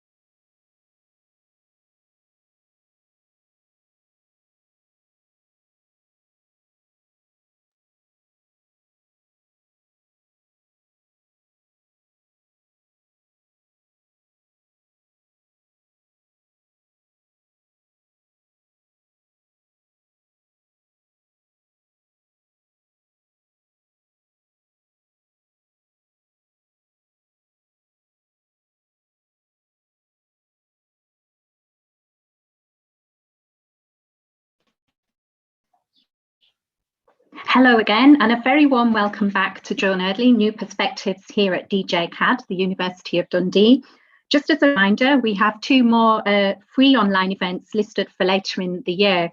Tickets are on Eventbrite. So we have the Art and Curation of Social Justice, and in support of the United Nations International Day for the Elimination of Violence Against Women, we have Art, History and Violence Against Women, with a keynote speaker from Sotheby's in London and more special guests to be announced. So please see Eventbrite or the conference programme for more details. So getting back to our event, as a new graduate myself, it is fantastic to be able to invite one of our successful graduates back to speak as a keynote speaker here today. We have Anna King. She is an award-winning Scottish landscape painter and an alumni of DJCAD. In March 2006, she was offered the first of 2 residencies at the Watchie, Joan Eardley's cliff-top studio in Cataline. She arrived to 2 feet of snow carpeting the landscape, and the month of solitude and painting that followed proved to be a very special experience. Anna will talk about that residency and the connection she feels to Eardley's Cataline paintings. In particular, Eardley's exploration on the point where man and nature meet, a subject that is central to her own painting practice. Thanks, and welcome back to DJCAD, Anna. Thank you so much for inviting me to speak today. So to begin, I'm going to talk a bit about the month I spent as artist in residence painting at the Watchie in Cataline. The place Joan Eardley used as a studio when she first started visiting the village, before she got her own place on the South Row. So it was March 2006 when I was there. And I was less than a year out of art college and mostly interested in painting kind of wastelands and city edges, industrial buildings, working in oil paints on paper and drawing into the wet paint pencil. And this next slide is a wee painting I did of the Watchie while I was there. I arrived in Cataline to 2 feet of snow, which, as you can imagine, was pretty special. The Watchie was a customs and excise lookout building, so it's kind of perched out on its own on top of a cliff away from the village, usually reached by a narrow cliff-top path, which was blocked by the snow. So I was met by the owners with a sledge, and that's how we transported all my stuff across the field to the cottage. So it'd been converted to be a little self-sufficient building to have artists come and stay. So heating and hot water from wood-burning stoves, quite limited electricity from a tiny wind turbine, and water pumped up from a spring in the cliff below. It was comfortable, but definitely basic. And I had to turn an inverter on before the lights and sockets would work, which definitely made you think about whether you needed to use that electricity. And showering wasn't the most satisfying experience, so was sort of relegated to not very often occurrence. I mentioned the setup because I feel like it was quite important to how I responded to the landscape around me. And I wrote in my sketchbook at the time, I feel more connected to the weather. How I get my power and back to basic living means I feel more connected, and the sea makes me feel closer to the elements. And of course, that setup was unimaginable modern luxury compared to how it would have been when Eardley stayed there, with like no water or running water or electricity. And I feel like that connection to a place and land doesn't just come from living there, but how you live there. And Eardley obviously loved that basic life and connection, and knowing that kind of affects the way I read her paintings. So when I was there, I turned into a bit of a bag lady, wearing about 15 painty layers to keep warm. And I listened to a lot of radio and fell asleep every night to the flickering light of the fire. And when I was thinking back over my time there for this talk, the idea of that level of kind of peace and solitude and disconnectedness from the world, with no internet obviously, seemed like a kind of unimaginable luxury in our sort of uber connected Zoom world. It kind of feels like it was a different time. So I loved walking and exploring along the cliff tops, especially while the snow lasted. And this next painting is one of the sketches from exploring it those first few days. So you're basically walking along field edges with wonky old fences, and there's a line of scraggy bushes along the top of the cliff in particular that I really loved. They were absolutely blasted by the wind coming off the sea, and you could almost see the weather in them. You feel like you're on the edge of the world there. So it's quite a flat landscape before it gets to the cliffs, and there's so much space and so much sky or in the words of Joan Eardley, vast wastes. And so that feeling of wildness and being on the edge carries on into the village. If you've ever visited, you can see why Eardley fell in love with it so much. I also found my own spots of kind of dereliction and abandoned buildings nearby, which I was really keen on at the time. So I boarded up old empty council-looking building on the way to Stonehaven with a rusty old skip outside. So this next painting is a slightly less picturesque painting that came from my time in Catterline. And I also painted a big piece of the caravan site there. And I'd have a bit of a thing for those more kind of generic, sort of ugly places. If I was to visit a tourist beauty spot, I always say that I'd be more likely to paint the toilet block than the view. So can I have the next slide, please? Thank you. Residencies and trips away can be such a formative experience for artists, and they're so important for opening up new channels of thinking and breaking out of your routine. I've got a brilliant book on Eardley that accompanied the A Sense of Place exhibition at the National Galleries of Scotland a few years ago. And there's a quote from Joan in there that kind of sums it up. She's writing to a friend who's stuck with her work and basically encouraging her to go on a little residency to Bothy. So I'm going to paraphrase it a little, but she says, if you were not to go, you would be denying yourself something which is necessary to every person who creates. Anybody who paints needs a rest sometimes, but it's not the kind of rest an ordinary person thinks of, a holiday for 3 weeks and then back again. But a rest in the way you should now go and paint whatever you feel like there, anything as long as you feel satisfied doing it. Lots and lots of not so important things, and go on until you don't want to anymore, until you actually want to come home. These kind of going aways are entirely necessary for me. So you often don't realise until years later what an influence that residency or working trips had. And I've done quite a few over the years and they've all really made their mark. So when I went to stay at the Watchy, I was fresh out of art college, and although of course I was aware of, really admired Eardley's paintings, I think with the sort of arrogance of youth, I just decided not to think about what she'd painted there and do my own thing, which was probably a wise move in retrospect, because I think if I'd thought about it too much, I probably wouldn't have painted the village or the surroundings at all, because nobody wants to compare themselves to Joan Eardley, especially when you're only 22 and still kind of learning how to paint. I am, however, a huge admirer of her work, and I'm going to show a couple of Eardley's paintings now and just talk about what I love about them. So this first one is a little sketch called Hedgerow and Grasses with Flowers. So I love, love, love her sketches. They're so simple and sort of pure in her marks that she makes. I love the energy and colour and marks in particular in this one. So she could get across so much with a few kind of sweeps and lines, and she really knew when to stop, and I can't emphasise enough how important a skill that is when you're painting. So it seems to me that she wasn't interested in the big view or vista, so she painted the point where man makes nature. So field edges, hedgerows, little spot behind the cottages or on the shore, the kind of day-to-day, and she was so rooted into that landscape and place. I find it really interesting that when she first arrived, she only painted the village and land, and then she gradually moved onto the shore and the nets and creels, and then finally the sea. And that's often how it works for artists, or how it does for me anyway, that you're focused in on one subject, and then as you kind of edge towards a change or a progression, and you start thinking, oh, I could do this that way, or a little change, and you sort of see a place fresh again. And the fact that she stayed so local and focused on painting this one patch of village and farmland and coast and sea makes it just such a really special body of work. So this next slide is one of Eardley's most famous paintings, Catterline in Winter, and a favourite of mine, partly because I'll always have that memory of arriving there in the midst of a snowy winter. I went up to see the exhibition of her paintings that's on the Gallery of Modern Art in Edinburgh at the start of this week, and the power in those paintings, like it's like a punch to the gut almost, and particularly her sea paintings, but in this one as well. And there's a sort of rawness to them and an honesty. She kind of shows her workings, if you see what I mean. And she never lets things get to the point where they look too polished. Her skies are phenomenal, and to catch that wild weather and that cold, that energy in a painting is such a skill that anyone would love to have. The other thing she does is I felt like I was visiting old friends when I went to see those paintings, so I had to tear myself away from them almost.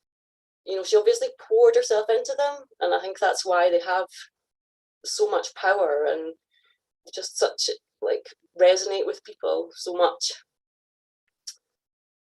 So I wanted to show some more current work and how my work has progressed since my time in Catterline.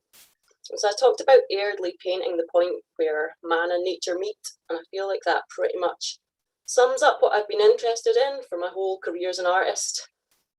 When I was living in Dundee as a student, and for quite a few years afterwards, I was mainly interested in wastelands and abandoned industrial buildings. So exploring that wildness of like unmanaged land in a city.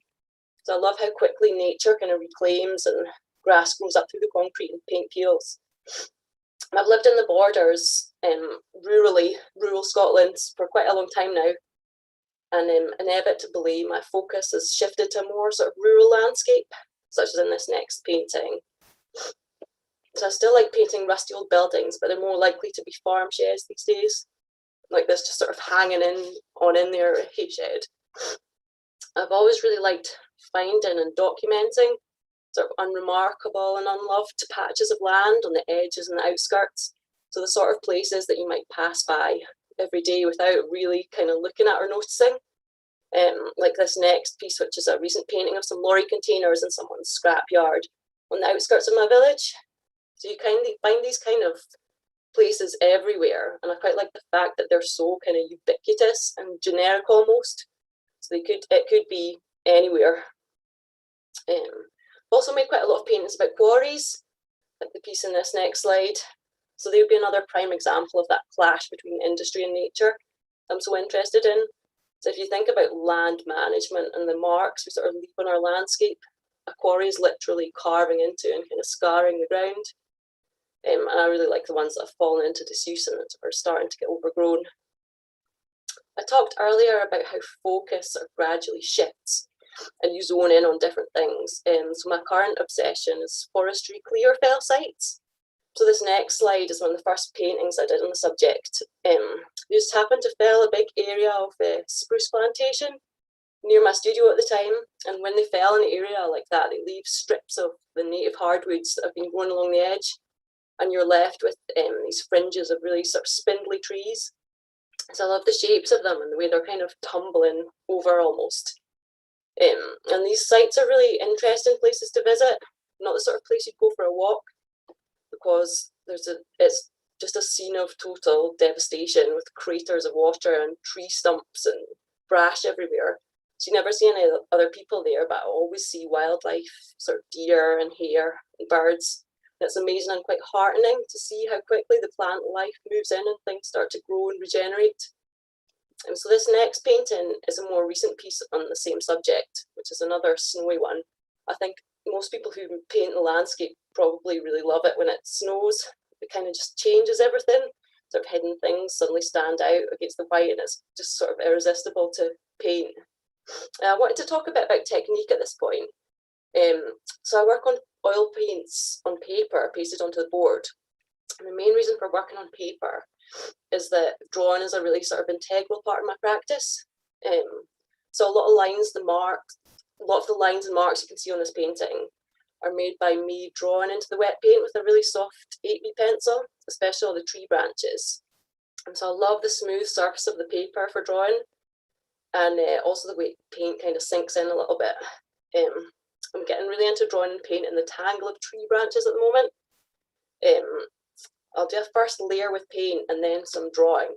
And then once that dries and I start adding in the sky and the next layer, I find that combination of paint and pencil so sort of free and satisfying. Almost feels like kind of joining the dots. Once you've got that first structure down, you get into the sort of flow state of seeing where the next mark needs to go or leads to. So this final painting shows another technique I use. I have some custom made metal tools, which I use to scrape through the wet paint back to the paper. It basically allows me to draw into the painting without leaving the pencil mark. And that's how I've made the trunks and branches in this painting. So this one's another edge of clear fell site. This time it's a clearing in the wood. with these birch trees left exposed on the edge, and their trunks and limbs kind of stand out sort of pale and almost bone-like against the dense forestry behind, and they're forced into these unusual shapes by the fight for light and sort of room to grow. So I think I find these places so interesting because we tend to think of all trees as being natural, but anyone who's passed through these areas of forestry will know that spruce plantations are basically as industrial as any sort of quarry or factory or warehouse.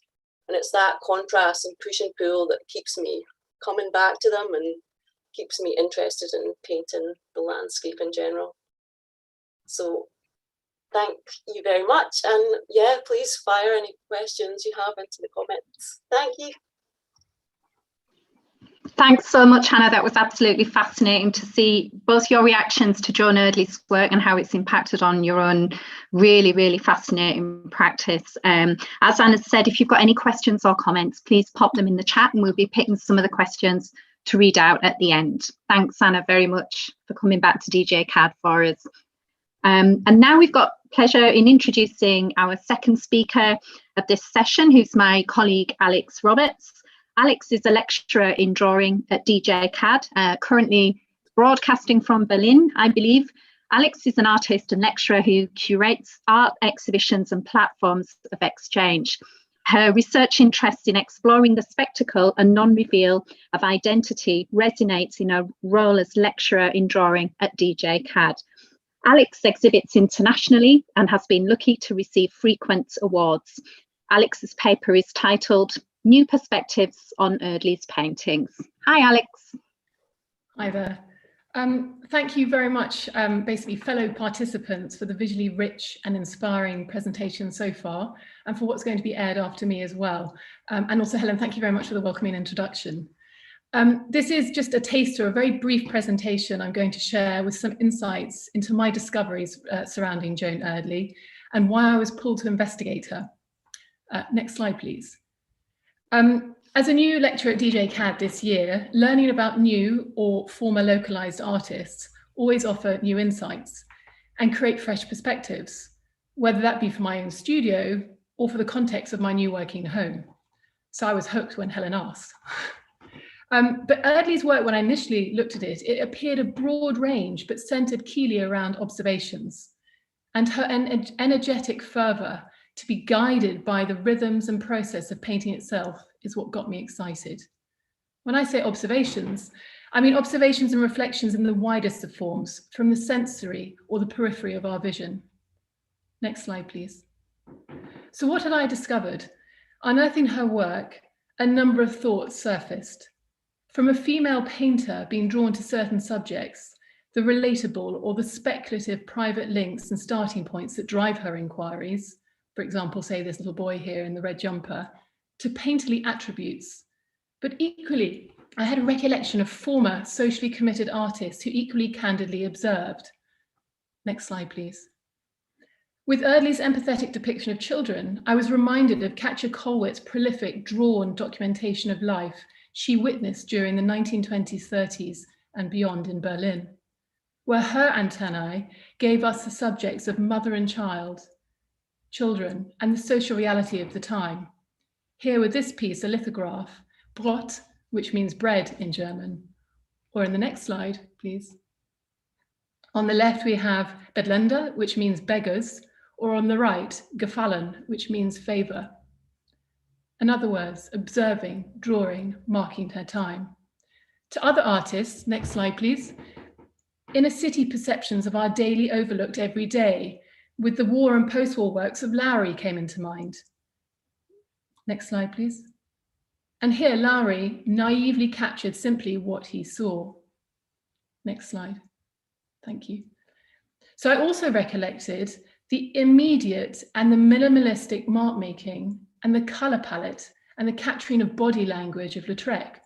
So I was unearthing one artist of someone I didn't know a lot about, and suddenly a whole excitable can of worms of former strong heavyweight painters and drawers were popping into mind. Next slide, please. But to Eardley herself, what really struck was the relationship between painting and drawing, a painted mark. Next slide, please.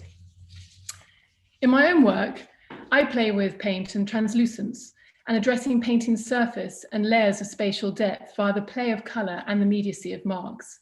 Here is midpoint 2, it's about 140 by 120 centimetres, and it's made on silk.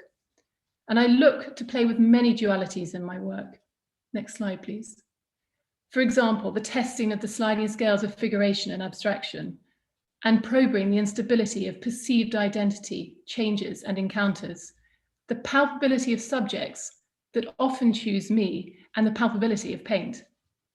Here you can see the painted and drawn marks and materials. Akin to Eardley, the relationship between that drawing and painting is acute. Or rather, what I would like to say, I'm sometimes painting through drawing, or am I drawing through painting? Next slide, please. Or with reviewing the expansive aspects of body language, hints of narrative, performativity, and the embodiment that also equate with painting.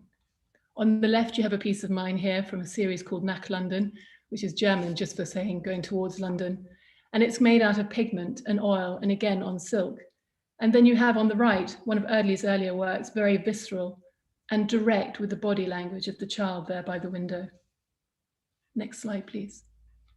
As I continue to draw comparisons, the directness of the painted mark or the abstract qualities of painting became really, really apparent. For example, the play of the surface, or the types of surfaces that us artists or painters like to test. For example, in earlier years, I also, like Eardley, was drawn to painting on glass paper. It's tough on the fingers, but it leaves a really interesting sheen and another sense of light that comes in. But also the intimate residue, or the consciously or chosen to remove the sense of the artist's hand upon the surface. Sometimes you want the mark to be there, and sometimes you don't want to see it's been made by the artist's mark. So here, for example, on the left, I've got a colour panel made on wood, and on the right, you have a detail of one of Eardley's landscapes, where there's a sense of, you can imagine that she's been there, her sense of presence or residue. Next slide, please. In short, it reminded me through this exploration of her work that how painting has the ability to slow time via this applied tease of a support or surface. Again, we have an Eardley work here on the left and one of my own on the right that's on translucent paper. So the experience of researching Eardley reminded me that it also reinforced that my belief in painting is that it has an opportunity to pause for review.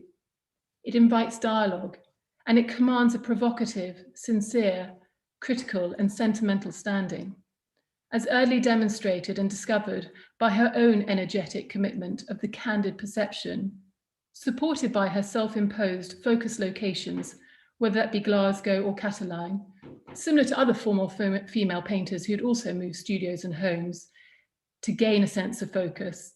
Another painter-drawer, for example, someone like Agnes Martin, who similarly made that conscious choice. But it's really to conclude, as what I found with Eardley and is personified by her work, that as a medium, painting carries, is embedded with, and bears a witness to the intimacy of touch. Thank you very much. Thank you, Alex. That was a great talk. I love your work. Our next speaker is Tilda Williams-Kelly.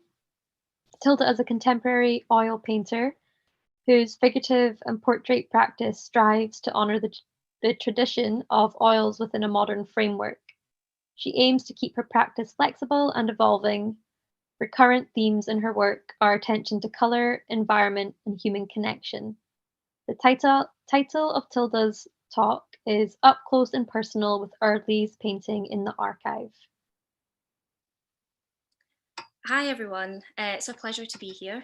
I'm a bit nervous after hearing everyone's wonderful talks. I'm going to be talking about Snow 2, which Alice spoke about earlier, that I had the privilege of privately viewing. So Snow 2 is within the Dundee University collection. And on a sunny afternoon, I was able to put my paintbrush down, walk 5 minutes from my studio, meet Matthew Jarron, museum curator, and stand directly in front of it. Straight away, Matthew noted the vast amount of space that Eardley has attributed to the sky. Taking up more than half the canvas is a blanket of muddy yellow, pale light that bounces off the snow. At first glance, the painting could appear dull. Then your brain catches up with your eyes, and like sparkles in a seascape, the painting begins to wink at you. A glow of pink gently lights the low clouds, patches of pale winter blue, break through the edges of passing yellow vapour. The street lamps from Catterline emit an almost fluorescent yellowy glow above the skyline. Move your eyes to the landscape itself, and bright flashes of red, perhaps from a lit fireplace in a window, flicker and jump out of the jumbled mass of warm browns and ochre. What at first looked immersed in shadows is actually dancing with tiny flecks of colour. Next slide, please. So Snow 2 is an oil on board completed in 1961 and was one of Eardley's last paintings until her death in 63. The university acquired it in 61 from Aitken Dot and Son for just £65. In the final decade of her life, Eardley travelled between Glasgow and the northeast, where she was drawn to intense weather and became deeply attached to Catterline. She worked in all conditions. During this time, she was well known for her seascapes. Snow and Snow 2 are Catterline fields behind the row that offer a different kind of energy than the wild crashing of the seascapes, and she returned to these fields often. In the summer months, she'd return to a spot of hedgerow flowers and told a friend that it's a lovely spot as no one comes near and you can always work away undisturbed. I just go from one painting to another. Every day and every week it looks a bit different. Flowers come and go and colours grow. Next slide, please. While looking at Snow 2, the complexity of Eardley's technique is very obvious. The fencing that runs across the foreground leads you to the cottages and are painted in a peculiar looping motion. The fluid circle could be made from a palette knife, the end of our brush, a nearby stick, the tip of our finger. The diversity in paint manipulation is clear in any one of an Eardley piece. Each tiny fleck of paint conveys immense detail. She mostly painted on hardboard and was known to use a palette knife for texture. This makes sense economically, and a palette knife against a hard surface can make stunning markings. Eardley was skilled in negative painting techniques. She would allow paint to drip in the foreground and use the end of her brush to draw it into a wet surface. Eardley understood the organic nature of paintings. She would also use newspaper, sand, and grass, literally including bits of the environment in her representation. This speaks to her relationship with the landscape. Her practice contained an authenticity that many painters strive for, but few are as committed as Eardley. By weathering the elements, painting in storms and hail and snow, as well as implementing surrounding aspects in the actual paint, Eardley's landscapes are offering a genuine window to the spot where she stood. Ron Stephen, Catterline resident since 1945, said of her work, "When you see the paintings, I can see where she was. I can plant my feet in the spot." Eardley's teacher told her that painting is about movement. This appears to have informed her expressive style. She paints unselfconsciously, instinctively, and bravely. Next slide, please. Eardley's unfailing ability to capture weather and natural light. You can imagine standing on a beach or in the field, or exactly how the light would look on your skin. She's an expert at conveying the conditions around her.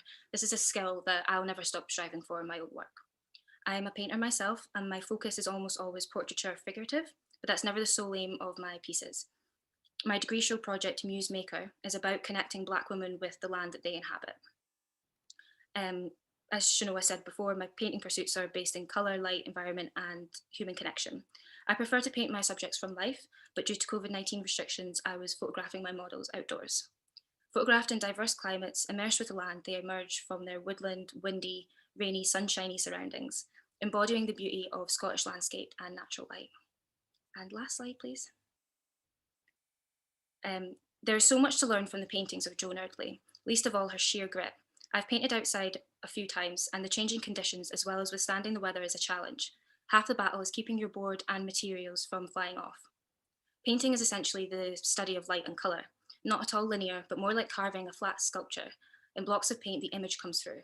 When I paint, especially a landscape, I blur my eyes and allow the colour and light to bleed into one another and eclipse each other.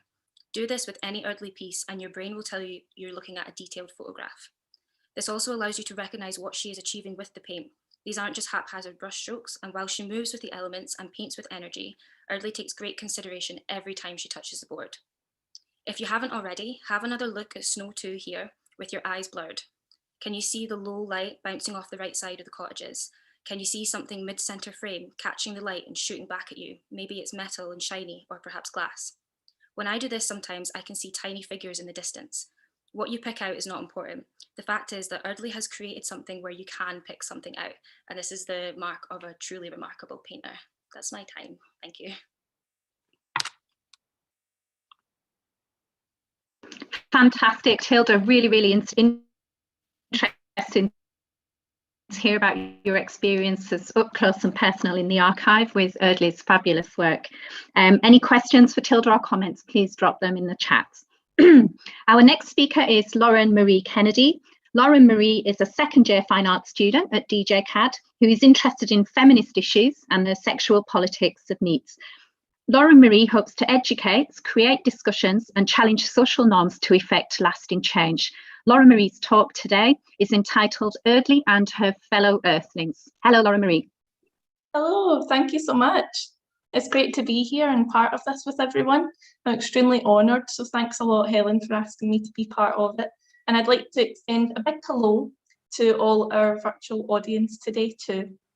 So just following on from Tilda's talk, I'm going to be reading a short extract from the book Modern Scottish Women, Painters and Sculptors, 1885 to 1965, which was actually edited by our first keynote speaker, Senior Curator at the National Galleries of Scotland, Alice Strang.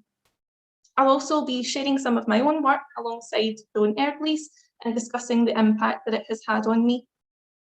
The text from the book reads, after 1954, Eardley spent much time in a remote fishing village, Catterline, on the northeast coast of Scotland.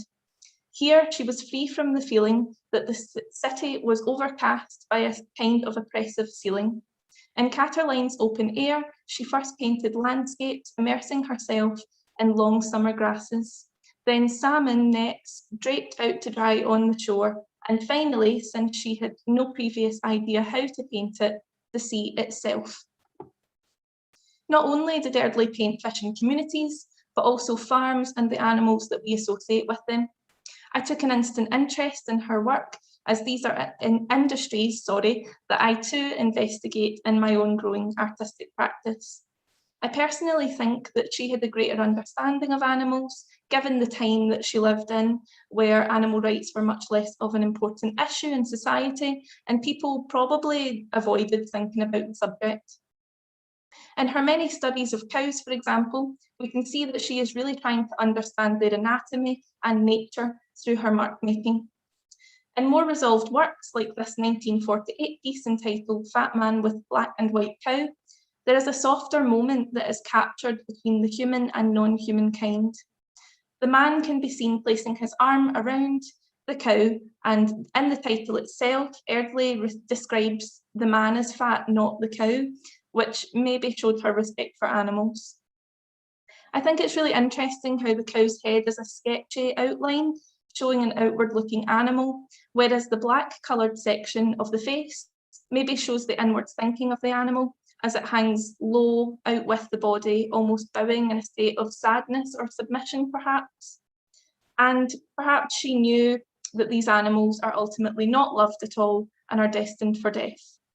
She also emphasises this in the 3 dots directly under the cow's neck, which appear to be very deliberate and may represent bloodshed. If we were to look at this work while considering what Ronald Barth said in his 1967 essay, Death of the Author, then actually her own intentions are void, according to this critic, and the work is up for open interpretation, since we never truly know what's going on in a person's subconscious when they're creating. So from my own point of view, these marks are significant. An artist will make a mark for a reason, and these drops are so profound and bold that we cannot say absolutely without any doubt that she did not think about her fellow earthlings and their fate at the hands of humans. The truth is that we will never know what she was thinking in that moment. Eardley has inspired me to take animals such as cows and make them more of a focus in the artwork, allowing their voices to be heard. Not as farm animals or mere commodities, but as fellow earthlings, and as is the case with dairy cows, fellow women. This piece was a site-specific performance I did during International Women's Day, where I dressed as a cow at several locations to highlight the individuality behind these end products, something that we often don't think about, we completely overlook.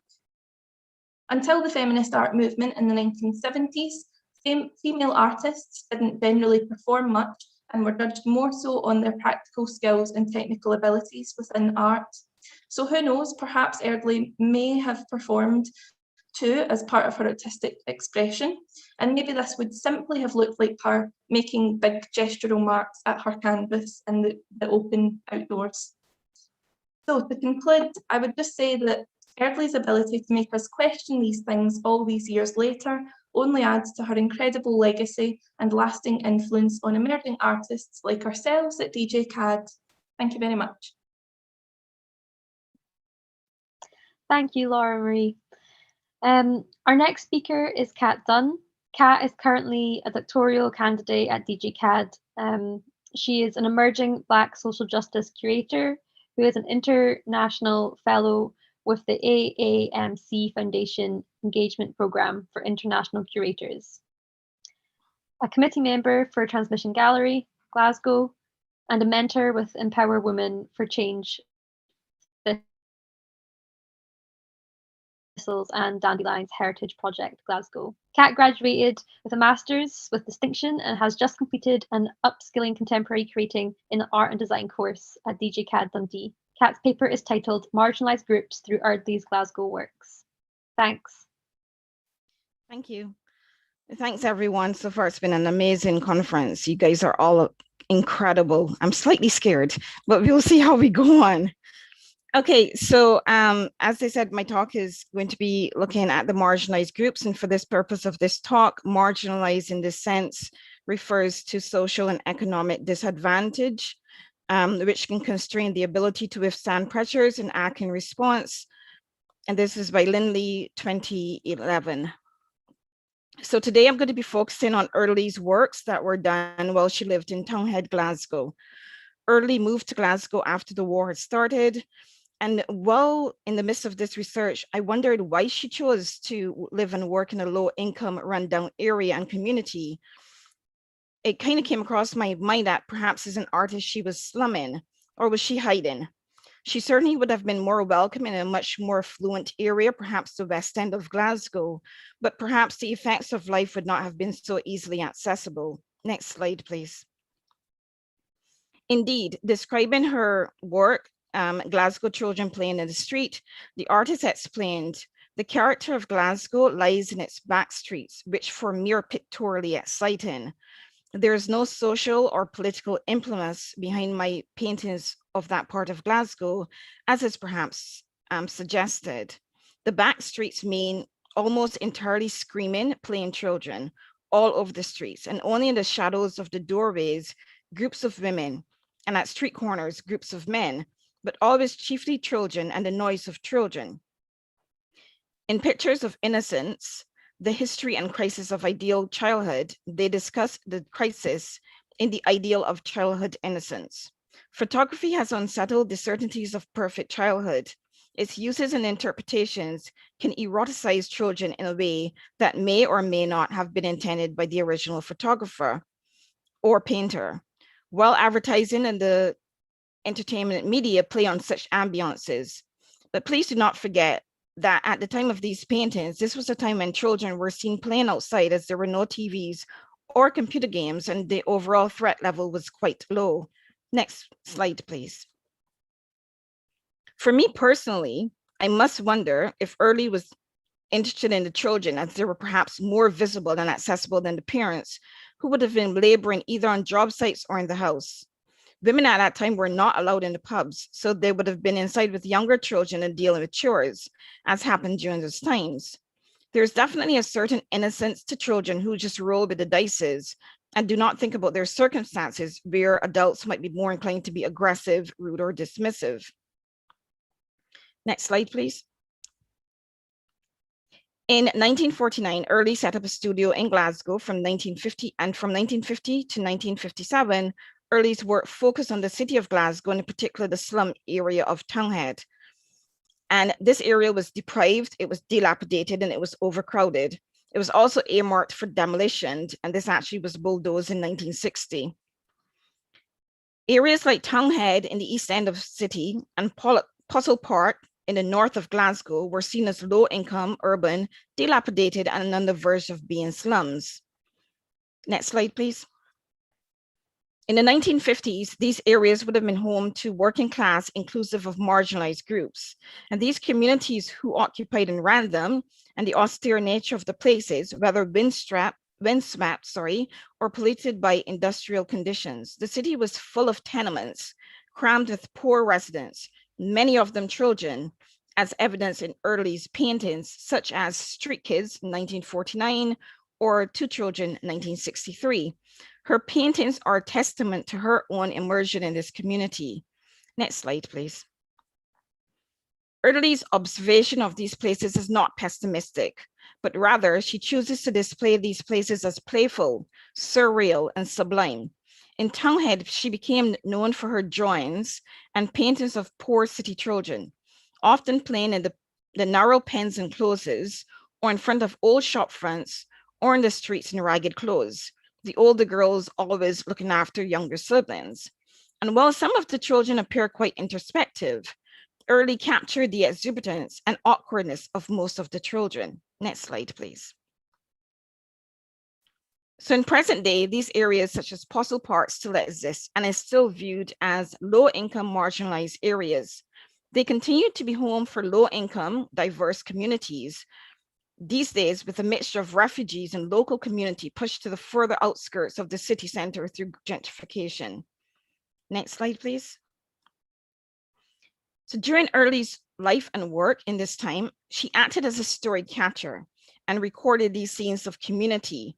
And this has inspired me both as an activist and a curator.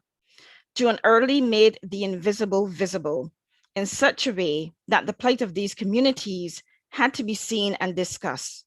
And this has complete parallels with my own work, as I'm interested in creating stories that uncover and highlight issues that need to be addressed. Joan Eardley, although of a different time and place, continues to be one of my inspirations. And you can see this within my own curatorial practice for my projects Now You See Us and the upcoming Harbinger exhibition. Thank you. Thank you, Kat. Great talk. I really enjoyed what you were saying there. Our next speaker is Helen Gorrell. Helen is currently a lecturer in critical and contextual studies for contemporary art practice at DJCAD. She is DJCAD Equality, Diversity and Inclusion Lead and founding director of the Intersectional Gender Equality in the Arts Research Programme in GEAR, for which she is the 2021 recipient of the university's Honorary Graduates Award for Inclusive Practice.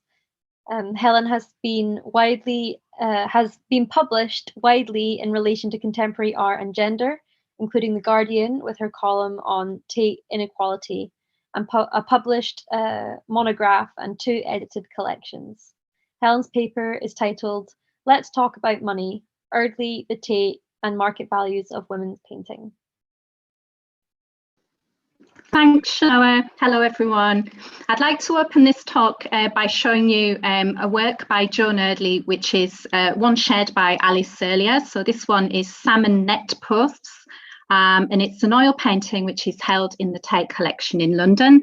Sadly, when I tried to go and see this work after the latest lockdown easing, I was told the painting is currently being held away from the Tate in storage, despite it being Joan Eardley's centenary, which I feel it would have been a wonderful opportunity for the museum to bring the artwork out of their storage depot and placed in front of the public eye in London. Some of my research has statistically evidenced a direct link between the work of big museum artists and value. So when we talk about big museum artists, I'd like to use Lucian Freud as a comparison to Eardley. Freud was born just a year later than Eardley. He had a long and illustrious career with 2 major shows at the Tates and a big retrospective at the Royal Academy in 2019.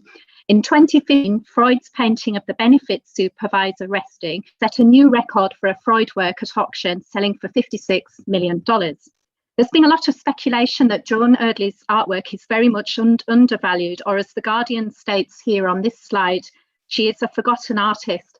Perhaps not so much in Scotland, but certainly across the UK as a whole. And indeed, my own PhD findings were that women in general were certainly undervalued in the art world. And with a statistical analysis of 4,000 paintings completed over the last 20 years, I found that when women sign their artwork, the value is more likely to actually decrease, whereas when men sign their artwork, the value increases. And a recent study conducted by the University of Luxembourg concluded that they've also delivered proof for the disadvantages women face in the art world solely based on their gender. And the brand of masculine is therefore judged to be more valuable than feminine in a work of art. In the UK, we actually have a huge and disturbing 89%, so nearly a 90% gender value gap in modern and contemporary art.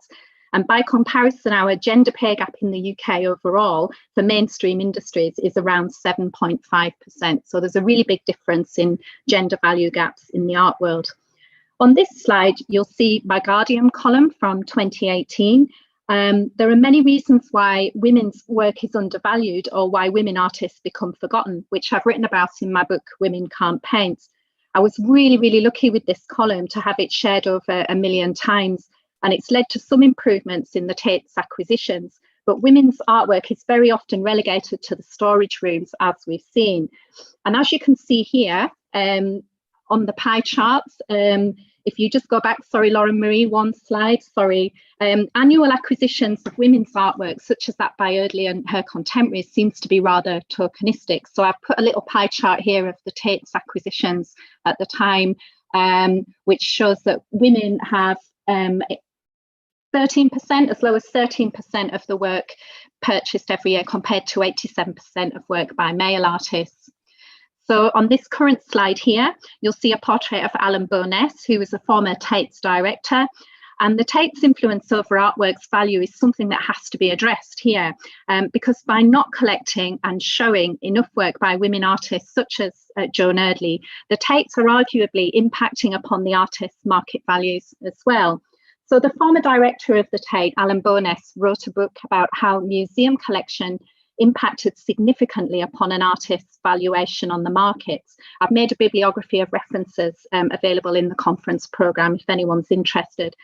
Bowness stated, "It is only the work of large museum artists where you see huge prices." So when he mentions large museum, he's discussing the museums of huge influence, such as the Tate's and perhaps MoMA, New York as well. Bowness was well aware that by an artist having cultural currency such as frequent Tate inclusion, that their prices are far more likely to be higher than those without Tate inclusion attached to their body's work. And this was also observed in my PhD study, where I tracked the values of artworks with and without Tate inclusion. And the findings were that Tate inclusion added approximately 50% value to an artist's body of art, but far, far higher in the case of male artists. So let's look at Lucian Freud again, born a year after Eardley and very much one of her contemporaries. Yet Eardley's work is worth 0.05% of the value of Freud's work on the auction markets, which is a really, really small proportion. And it is arguable, of course, that the value of Eardley's compared to Freud's work is not due to the fact that Freud's lifespan and work schedules was longer than Eardley's due to Eardley's early death. It's very often not to do with the age an artist died. For example, we only have to look at Vincent van Gogh and Jackson Pollock, whose values have arguably rocketed due to the scarcity of work available for sale. And so let's look at value on this slide here with the chart that's currently on screen. Economic value is something that people often don't want to talk about in terms of art, and it can be a controversial and quite an awkward subject with artists. But it is really, really important, particularly for living artists who are often forced out of practice if they can't sell their work and they're not supported by wealthy partners or families. This here on the left-hand side is Eardley's highest ever selling painting, Beggars in Venice. I've actually carried out a statistical cost analysis of all Eardley's artworks sold at auction through Christie's and Sotheby's, etc., so the big auction houses. And you can see here on the graph that there's a peak here of fluctuations in Eardley's sales. And I think this was due to the 2008 retrospective at the National Galleries, circled in red. This was a wonderful show in Edinburgh examining Eardley's work in both a national and international context. You can then see a pretty steep plummet, which was common at this time due to the 2008 financial crash. And the value of the work has fluctuated since then.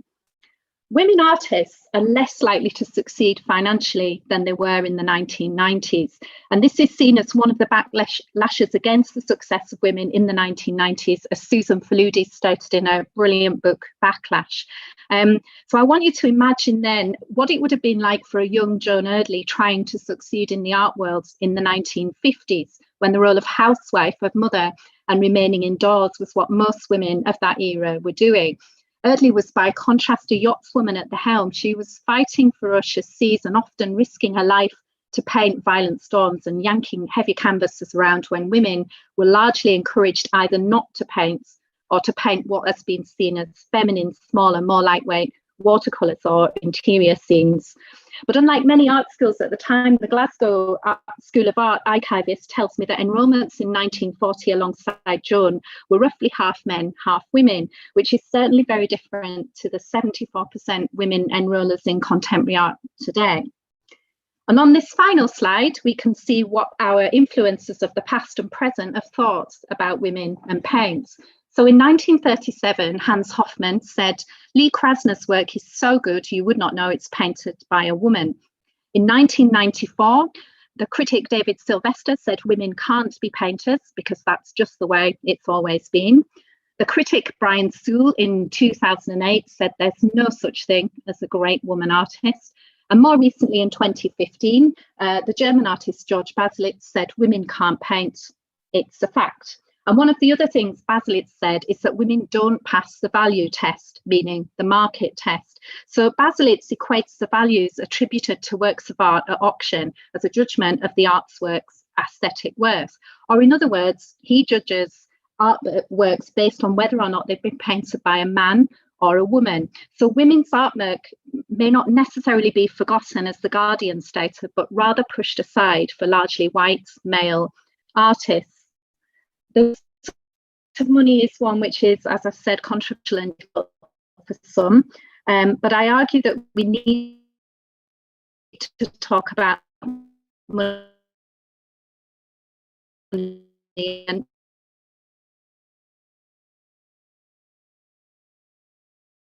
not only for art,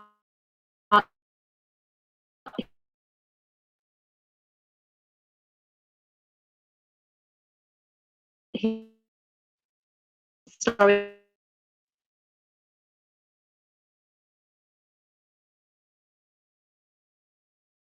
such as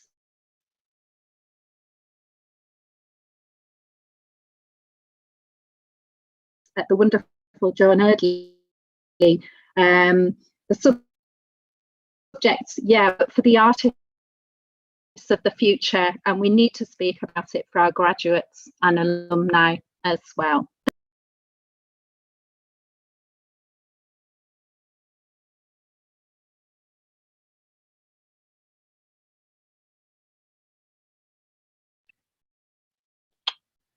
I think Helen's breaking up a little bit, so I will be introducing our next special guest, Eleanor Alyssa Baracour. Over the last 18 years, co-founder of sorry if I pronounce this wrong, Artolite Limited, Eleanor Alyssa and her business partner, Isabel Beauchamp, have learned how the artwork world works from its grassroots through to career artists by looking to the future and ensuring that the offline and online work in unison. Nurturing a community of hand-picked creatives and collectors, the business has experienced a large step change and is expanding into the US, Middle East, and China.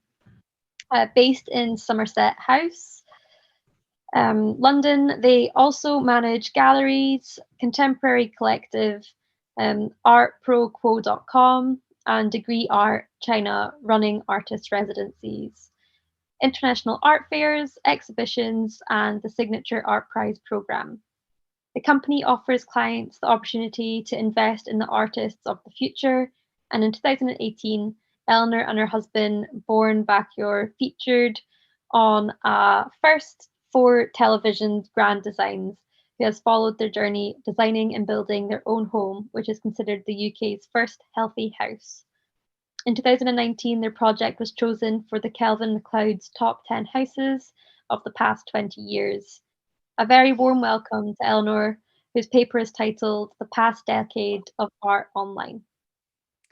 Thank you so much, Joan. I'm sorry for all the difficult pronounced words that came from that, and for the introduction. You're probably wondering why I'm now relevant to speak today, but I hope I can explain a bit more about why Helen invited me to be here today. But to start by saying thank you so much for having me. It's been absolutely fascinating, and to have learned so much more about an artist I didn't know very much about until getting involved in this event today. So thank you so much.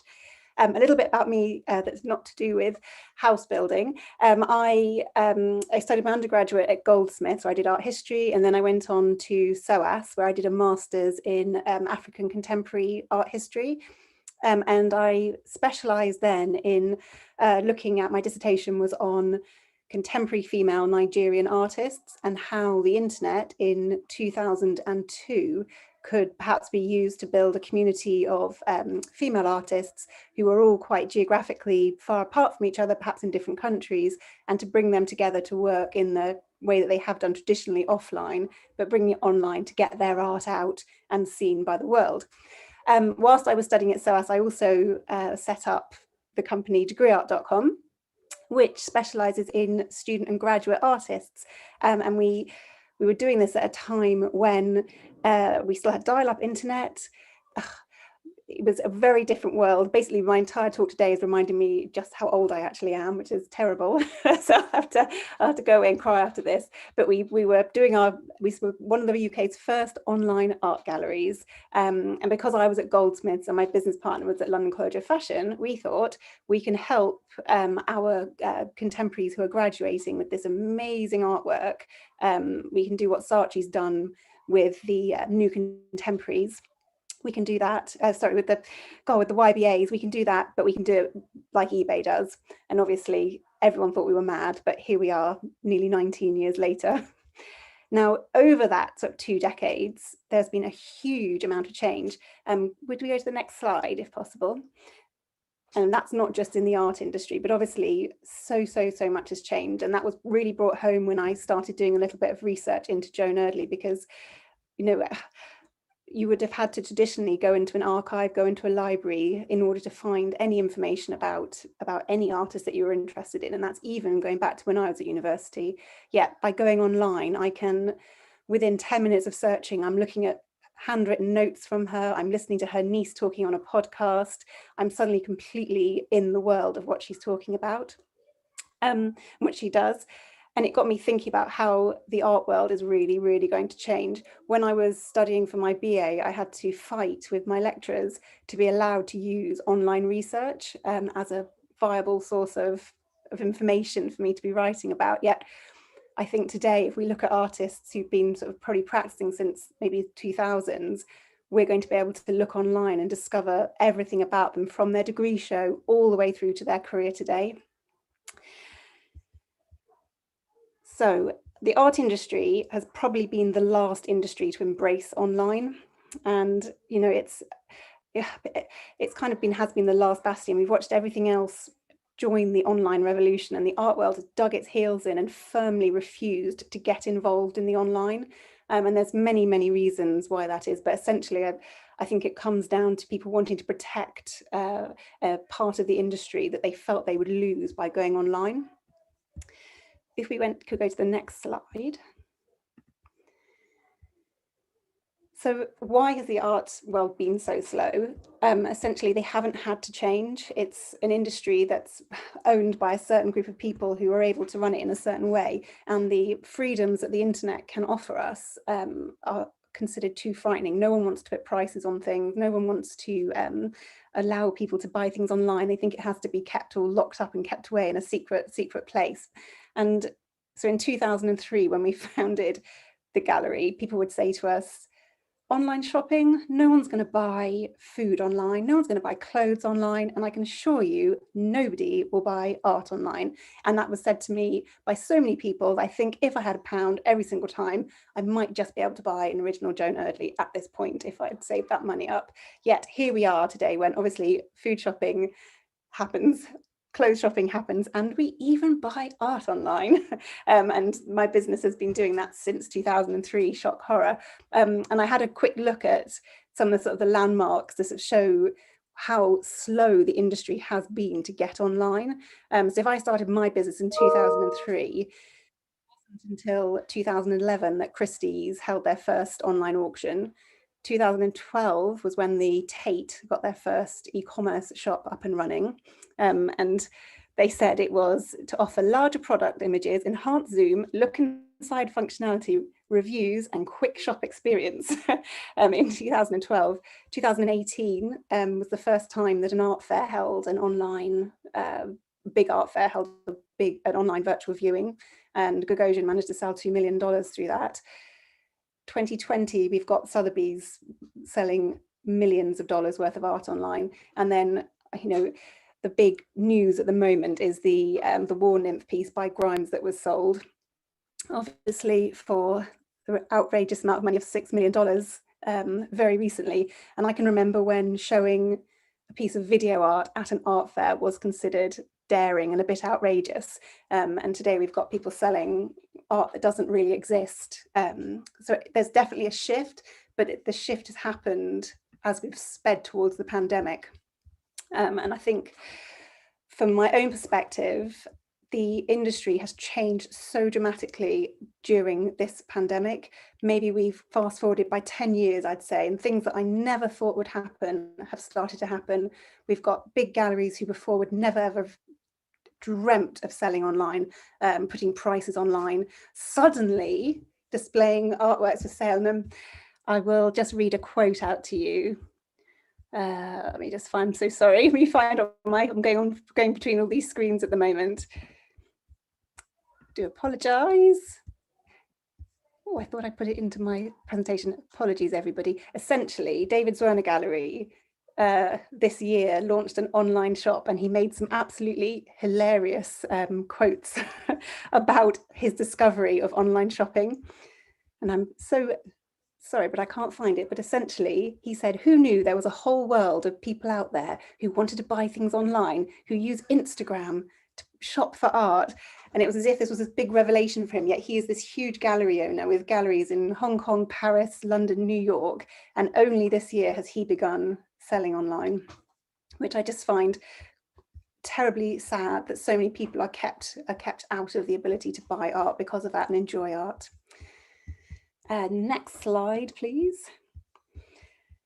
So I think online and digital opportunities can in general be quite overwhelming. And I sometimes wear my Apple Watch, and if I'm scrolling through Instagram or something, it will tell me to breathe. And I think that can be the worry as we're watching what other people are doing in the world.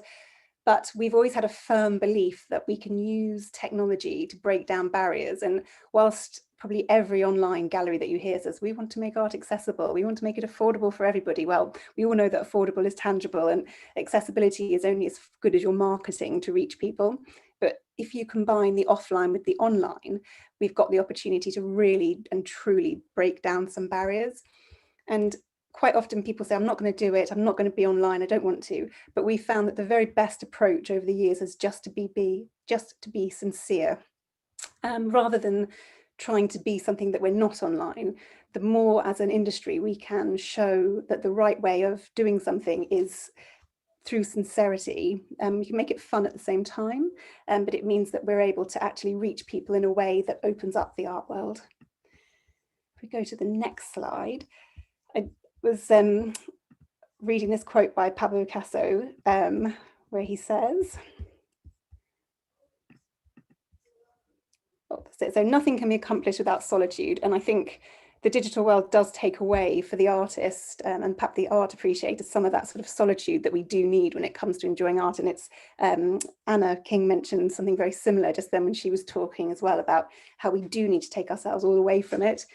And when I was reading this quote, Helen, I was thinking of you and how you could make a fantastic painting of a saint with a watch on, with their Apple Watch on. But essentially, an awful lot of distractions get caused by the digital world, but we can make it work for us.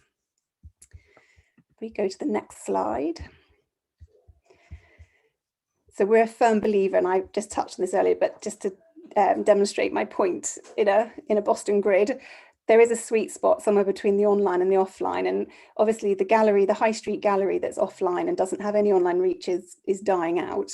We know that businesses like Amazon and eBay, who are purely online, well, mostly purely online, obviously Amazon's changing that a bit now, you know, they do online great, but they don't really get the art world. And then we have people like, we have the big galleries like the Howden Worths, who have huge gallery spaces in Mayfair, yet their revenue mostly comes from their hotel business. So they understand the offline, and they get that part of it, and that's why they can sit nicely in that part of the grid. And then you have the purely online offering now as well, which is becoming ever more accessible for people. But I think there's this sweet spot somewhere between the online and the offline, as long as we understand what it's there for. Go to the next slide, next and final slide. So what's next in the online art world? Obviously, so much has happened in this year, like we just mentioned earlier, with art fairs going online. So art fairs who traditionally relied on the need to have real estate space sold basically, they ran the art world. Overnight, they lost their business and they had to look for new models and new ways of meeting people. And I think we can take a lot from this and learn from it. And the biggest change that I think will come about much quicker than perhaps it would have done is the fact that rather than artists having to work for galleries, galleries and artists can work together. And I think that's going to become very important as we go forward out of this pandemic. We need some rules and regulations in place. At the moment, it's a bit of a Wild West, uncharted territory, where we can't, you know, we don't necessarily know what's going on, and quite often we have big issues with integrity and being able to know if prices are correct, if pieces are actually for sale. And I think it would be good if the art world could come together, put their heads together and come out with some rules that everybody can work by, that are fair, and that say goodbye to some of the old stuffy parts of the art world and do embrace the new ways that we're working. And then online integrity and transparency, I think that's going to be really important. Obviously achieving a digital balance, which is the don't panic part, we do a bit of each. We need to value creativity, which is Helen's really shocking points. We do need to start to value and understand why people make work, how we can make sure that artists keep creating. And then obviously, as I just said, the transparency and the integrity point, you know, the online allows us to do both those things. And I think listening to everybody talk today reminds me of why I love the art world so much, because nothing's wrong. Everyone has an opinion. Art takes us places, it teaches us things, it shows us things we didn't know about before perhaps, and we can certainly be using the online, the digital over the coming decade to achieve more of that. Thank you so much. Thank you, Eleanor. It was really interesting to hear that at the end, as most of the speakers here today are newly graduates from DG CAD. It's quite nice to hear about, or maybe daunting to hear about the art world we're about to go into. But in the last 10 minutes of the conference, if anybody wants to drop any last comments, and I'll pass us over to Janice, who will have, I'll pass us over to Helen, who will have questions to read out and we can answer them for you. Thanks, Shanoa. I've got a list of questions here to use for now. The first one is just going back to Eleanor. I've had a couple of questions. How do I apply to be represented by your galleries? Go onto our website, degreeart.com. In the top right hand corner, there's a little apply button, and please do that. And if you mention in there that you were here today, that would be fantastic. I look forward to seeing them. Brilliant. Thanks, Eleanor. Thank you very much for that. A question for Alice Strang, following on from her brilliant presentation. We've had a lot of comments saying fascinating talk and thank you. Somebody has asked, why have you done any research on international collections, or have you just focused on national collections within the United Kingdom? Yeah, that's a good question. I mean, we're all restricted at the moment in what the research facilities that are available to us. So by nature of lockdown restrictions, really everything had to come from information on the Art UK website. And then I worked with the curators of the 35 other public collections, and they sent through what they could, but obviously even access to the gallery's own acquisition files are restricted. People can't get on site at all or very much. I was able to get to the archive of the Scottish Gallery in Edinburgh just on Saturday. They very kindly made it possible for me to go in, and I saw some correspondence from a collector in Switzerland. But the question of international purchases, I think, is really interesting. I don't think there are any works by Eardley in non-UK public collections. And just as the acquisition of the Tate's painting in 1986 sort of signaled a recognition of her being important on a British scale, it would be amazing to see her work collected, you know, in Paris and New York and so on, to really get her on that sort of European and global stage. So my answer is I don't really know yet, but hopefully we'll be able to find out relatively soon. Fantastic, thanks Alice. It'd be really good to keep in touch on that as well. Just got another message in for Eleanor. Do you take on older artists, or do you just look for young graduates? Absolutely. So some of our new graduates probably coming back to fine art as a career change, and equally we work with all artists. So yes, please get in touch. The graduate, it was for us at the time of graduating. Obviously, that's what we knew. We were recent graduates, but now 20 years on, that's not necessarily all we do.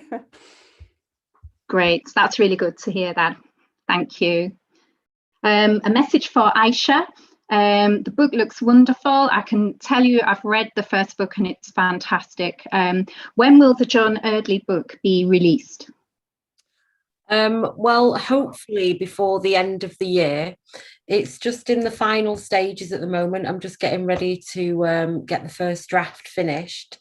So it might take a few months yet, but it's definitely coming. The thing is with the illustrations, they're just never ready until they're ready.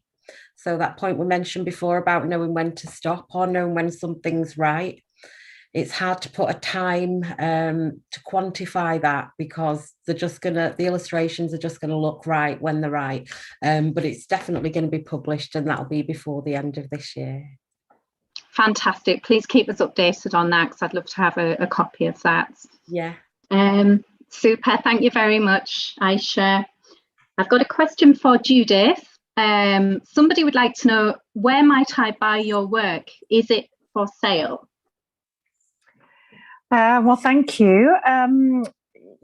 Theoretically, yes, but I should imagine lockdown has posed all sorts of problems for ceramicists, because it's all very well with 2D work and feeling kind of confident if you package it up, you know, it's kind of going to get there in the end and be in one piece. But there are sort of quite a few stories about people packaging their ceramics up and it arriving, you know, in several pieces at the other end. So there's not really, theoretically, you know, you can buy ceramics online, but I hope you understand that it's really quite difficult.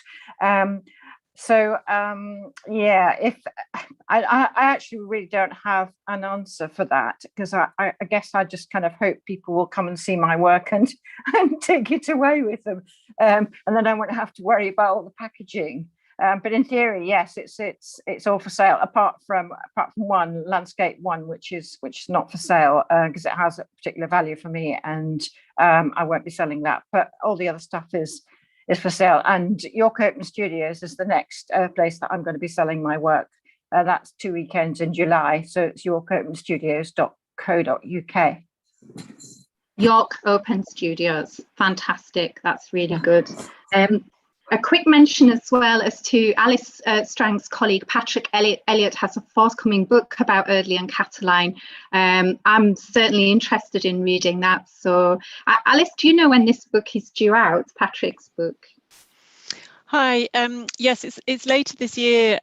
COVID just affects everything, doesn't it? And there have been issues over photographers being able to go into people's houses to photograph works to be reproduced in the book. But hopefully with the restrictions easing in most places, those final bits on the to-do list will be sorted out soon. And so Eardley and Cataline coming out later this year. Brilliant, thanks. I'm sure we'll all be looking out for that. That's fantastic. So that's Patrick Elliott's forthcoming book about Eardley and Cataline. I have a question for Anna. Can you remind us of your current or next exhibition? I'm not sure if this was mentioned in the talk, Anna, but somebody's wanting to know where we can see your work at the minute, if you're currently in exhibition. My most recent exhibition's just finished actually, and it's more sort of group shows and stuff I've got coming up. But if you check out my website or if you follow me on Instagram or whatever, I always put up what exhibitions are coming up, but nothing right at the moment. Fantastic. Well, that's great. I'm certainly on your mailing list anyway, so I'll have a look, and I'm sure things will change as lockdown lifts as well in terms of the art world. A question for Helen. Where can I find your Eardley poems? Which book are they featured in? Are they in a book yet? Oh, yeah, no, they're not in a book yet, because the book that I'm working on at the minute is not going to be out till, well, hopefully it's going to be out next year. One place you can find the Cataline poem is on Renfrewshire Leisure Services are using it to help promote they're running a poetry competition based on Joan Eardley at the minute, so it's actually on their website. But in terms of them coming out in a book, yeah, I'm not certain about that yet, sorry. I'm hoping the book will be out next year. That's the best I can answer at the minute, but thank you very much for asking. Great, yeah, I'll pass that on, and please keep us in touch as well with that. I've got a question for Kat, who's our new doctoral candidate. And what are you looking at for your PhD? Is it related to your talk? Thanks, Helen. I'm actually looking at women of colour, marginalised communities, and how they've been left out of the art world, and how these different artists, I'm predominantly looking at Scotland, so women of colour in Scotland, and how they are using their geographical heritage to kind of fight things like colonialism and patriarchy, and why they belong in the history books. Currently, there are 800 works of art by marginalized and Black artists in Britain. None of them are on display. They're all in storage. So it's definitely a massive problem as to, well, why aren't they open up? And with things like the Windrush generation, and unfortunately the Siebel report that was just put out claiming that there was no institutional racism, these artists definitely need to be put into the history books in some form or fashion. So yes, that's what I'm working on. But you can also, it sounds fabulous. You can also see some of it coming into Harbinger, which is in November. I'll be addressing some of those issues as well. Thank you. Fantastic. We're really looking forward to you being one of the keynote speakers there as well, Kat. It'll be great to hear more from you about this exhibition. If you look in the conference programme, we've also got a poster for Kat's forthcoming show in Glasgow as well. I've got a quick question for all the students who are about to graduate. Nearly every question for you guys is your work going to be for sale at the show? We've seen quite a lot of your work on display during the presentations. Is the work going to be for sale online, or I'm not entirely sure how it works in the degree show coming up? I can only speak for myself. My work probably won't be on sale because it's more installation based. But I will let Ruby and Kate and Tilda, etc., chime in.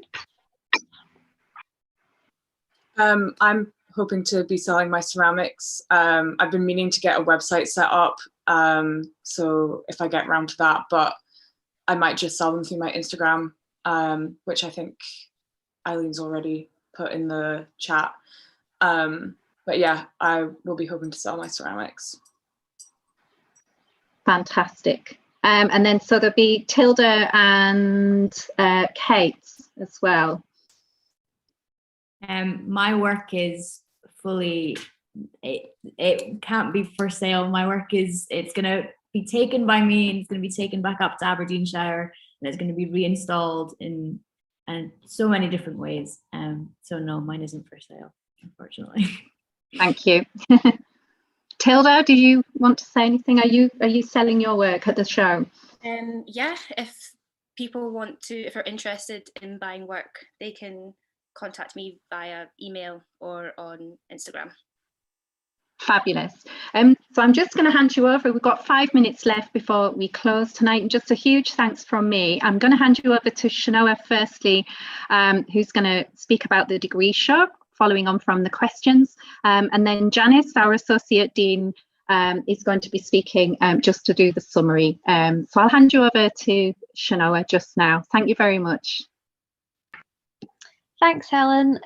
Yeah, so even though those of us in fourth year kind of had to have our work done and installed by the end of March, we have all been working quite hard in the past few weeks, getting photos of our work, because obviously there is no physical degree show this year. So we've been documenting and putting together a body of work to present online for people to come along and view. It's the best we can do with a bad year or so. So we're grateful to be able to have stuff online. Everyone who spoke here, you'll be able to find them via their name on our DJ CAD degree show website. I'm not sure if we have the degree show link, but we can send that out potentially once we get it. And I think pretty much all the work that we talked about today will be presented with more detail and more kind of backstory as to how and why we did it. So if there's anything that you like that you saw today, I suggest and recommend you go and check it out, and check out a lot of other stuff that's going to be represented at the degree show.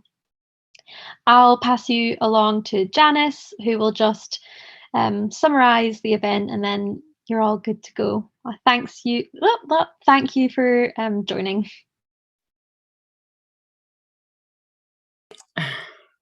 Thank you so much, Chinoa.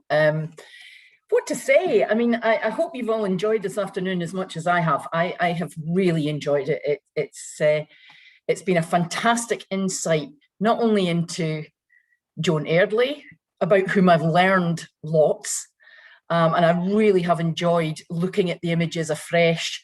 And I'm just absolutely blown away by the variety of presentations and the way in which everyone has responded to Eardley's work in a completely different way. So thank you so much from Duncan and Jordanson to everyone who has spoken this afternoon. You know, the writers, the ceramicists, everybody, the curators, really, really enjoyable. I've seen some amazing new artwork today as well, which I think is fantastic. I've also been newly enraged by the injustice and the attitude of, some of the, Helen, unfortunately we lost the last bit of Helen's talk, but I just feel that, her analysis is so relevant even today. If somebody had said to me in 2021, we'll still be talking about the fact that women's art is not treated as equally with men's art, I probably would have cried and given up immediately. However, what has really inspired me this afternoon is been seeing the new generation of young artists, how they're looking at work, how they're making work, how they're analysing the world around them. Absolutely magnificent, and so well done to all of you. I have to admit to a little bit of serious pride in all of the students who've taken part today. We've had a comment from somebody who's emailed actually saying, so many brilliant women, I've really enjoyed the conference. And I know that includes someone who identifies as non-binary, so apologies if that sounds like it's not including you, but so many of you just absolutely showing there is a future. So you've restored my faith in human nature. Thank you so much to Helen. I know that you've already thanked everybody for their activities, but Helen has been the absolute North Star of this project. And you know, what seems like a few weeks ago, you know, I said to Helen, are we doing anything? You know, we're looking for someone to do something to do with Joan Eardley. And she went, yes, yes, yes, we'll do it. It's great. And from that conversation, this fantastic event has come. So from me and everybody else at Duncan of Jordanstone, thank you so much to all the participants. Really hope that everybody has enjoyed this afternoon, and please do give us feedback if there's anything you want to say. Feel free to email it to us. I'm sure there are plenty of addresses that you can find. You can find my email address, Janice Aitken, online. So please do get in touch. Thank you very much indeed, everyone, and goodbye.